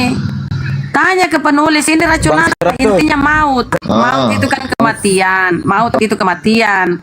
Nah kalau racun kematian ya, kau minum matilah kau. Coba kau belilah, kau biar kau mati. Racun berasal dari bisa ular itu racun juga enggak itu? Ini maut ini, ya minumlah kau bisa ular. Yang mana? Jelaskan dulu. Ini nyuruh orang minum tapi Nih, nggak ngerti mereka kalau akan racun maut itu memegang apa. ular dan sekalipun mereka minum racun maut, ya racun itu ya minumlah kau racun. Apapun yang berupa racun minumlah. Iya, apa racunnya? Yang nggak tahu Racun tanya maut di itu Bibelmu. apa? Intinya sini racun. Ya tanya Bibelmu ya racun maut. Ah, berarti nggak pahamnya kita ini. Sama-sama Ya nggak ini paham racun jadi. maut. Ya berarti tantangannya Tuhan yang asal nulis ini penulis atau Tuhanmu bohong. Bukan Kalau kau bohong, mati kita nggak minum racun berarti kau yang bohong atau penulis yang kau yang tidak ada iman atau penulis yang bohong nih. Terserah Kita kau nggak beli racun paham apapun apa ya. maksud dari penulis itu. Menulis itu pun Oh, tidak racun jelas tikus murah katanya. Racun tikus ya berapa sih? Racun tikus saja. Ada Belilah racun tikus di situ. Mana ada Ya, racun ya, tikus ini ditulis kan di situ? maut. Nggak mati bunda Maut. kalau racun tikus. Maut kan kematian, racun yang mematikan lah. Apa? Assalamualaikum warahmatullahi wabarakatuh. Waalaikumsalam warahmatullahi wabarakatuh. Ya terserah kau lah. Yang penting racun yang membuat mati. Yang bisa supaya kau mati itu belilah. Juga informasinya ini. Informasi kalian nggak jelas ini. Bunda Rahma, Ya. Rahma, ini jangan tertipu. Ini si Cepet ini Muslim dia. Malam udah ketahuan dia. Dia itu Muslim tuh kan lari. Kabur. Iya Muslim dia itu. Itu nggak baik itu, nggak benar itu. Kamu Cepet ya. Muslim kamu ngaku Kristen hanya untuk apa nguji teman-teman Muslim, nggak bagus itu. Itu sudah kafir. Udah ketahuan. Udah nyamar-nyamar jadi kafir, udah kafir lah kau itu. Aku terpleset, licin kali. Nggak bagus itu si Cepet itu dia Muslim yang nyamar-nyamar jadi kafir. Iya, cuman buat uji kita aja Muslim, debater yang lain. Itu dari kelompok yang aku yang aku dari orang-orang tasawuf itu. Mutazilah. Mereka orang-orang yang aku dari tasawuf itu sama ada satu lagi Papa Muda itu. Ya, Papa Muda. Lihat begitu dikasih tahu dia langsung hilang dari malam itu udah ketahuan. Nggak boleh lah kayak gitu. Orang-orang munafik. Iya, dari kelompok orang-orang munafik itu dari kayak kelompoknya ini loh, siapa tuh si Nur Ilahi, si Lidah Asin itu. Mereka orang-orang yang mau nguji Allah itu pernah gini, dia ngakunya Muslim naik nih, ngakunya dari Sufi. Terus dia tanya, Mi kalau Allah itu maha kuasa tidak ya maha kuasa? Umi bilang, kalau begitu coba ini saya lagi duduk-duduk merokok sambil ngopi nih, tolong ini suruh Allah Subhanahu wa Ta'ala itu angkat gelas kopi saya. Kalau tidak suruh Allah Subhanahu wa Ta'ala itu nari-nari di depan saya, suhibur saya. Nah, jadi kemarin pun Umi ada ketemu satu room yang di sana ada si Lidah Asin itu ya. Jadi dia Muslim, ngakunya Islam. Terus dia mengolok-olok. Jadi Pak Eci dimiringin, terus di jidatnya itu ditempelin dua solasi warna hitam ya. Terus dia doanya, ya Allah kasih saya turunkan Fortuner, biarlah urusan akhirat itu nanti saja. Yang penting sekarang Allah saya turunkan saya Fortuner. Jadi ini apa namanya, orang-orang yang ngaku Islam yang mereka bilang malah dia ngolok, yang bilang sholat itu sudah tidak penting lagi. Kemarin kan dia ini Umi di Komal itu dia mempermainkan gerakan sholat di Iya, nah itu kelompok itu dia. Makanya si Cepet ini dia coba aja kelihatan dia tidak pernah nyerang balik kan, karena dia hanya mau uji kita ini. Udah murtad lah itu kafir. Iya, nggak boleh kayak begitu, main-main kayak begitu. Malam itu kita udah gap tuh 2 orang sama si Papa Muda itu. Papa Muda itu ngakunya dia Krislam. Dia bilang saya Krislam, saya mau mencari Tuhan yang benar. Apakah saya harus mencari Tuhan yang nyata, menyembah Tuhan yang tidak nyata gitu kan? Terus kita jelasin bahwa Allah itu kayak gini. Oh berarti Allah itu sama dengan kentut ya, Allah itu sama dengan ini ya. Kalau kalian ibaratkan seperti itu gitu loh.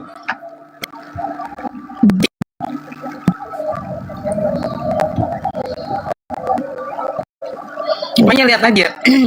Malam juga begitu ketahuan dia langsung turun. Sekarang juga waktu Umi kasih tahu kayak begini, dia langsung hilang. Nggak ada pembantahan. Karena ada salah satu teman kita yang tahu itu orangnya siapa si Cepet itu. Cuman teman kita itu belum kasih tahu kemarin ya.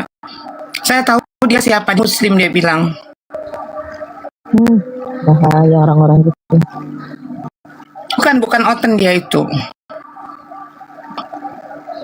Izin Umi, ada yang baru naik kamu kita. Oke. Bang Pria turun.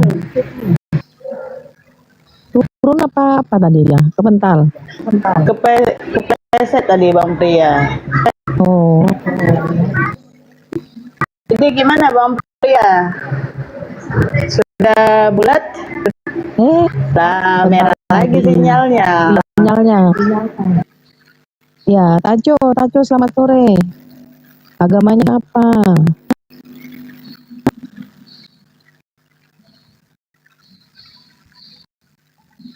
Tajo.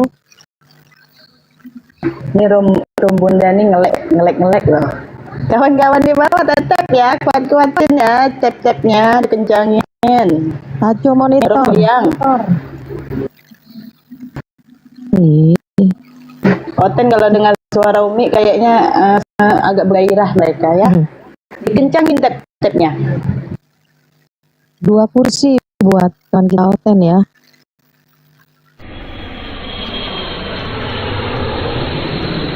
Yang Oten naik. Iya misterius. Lagi Bang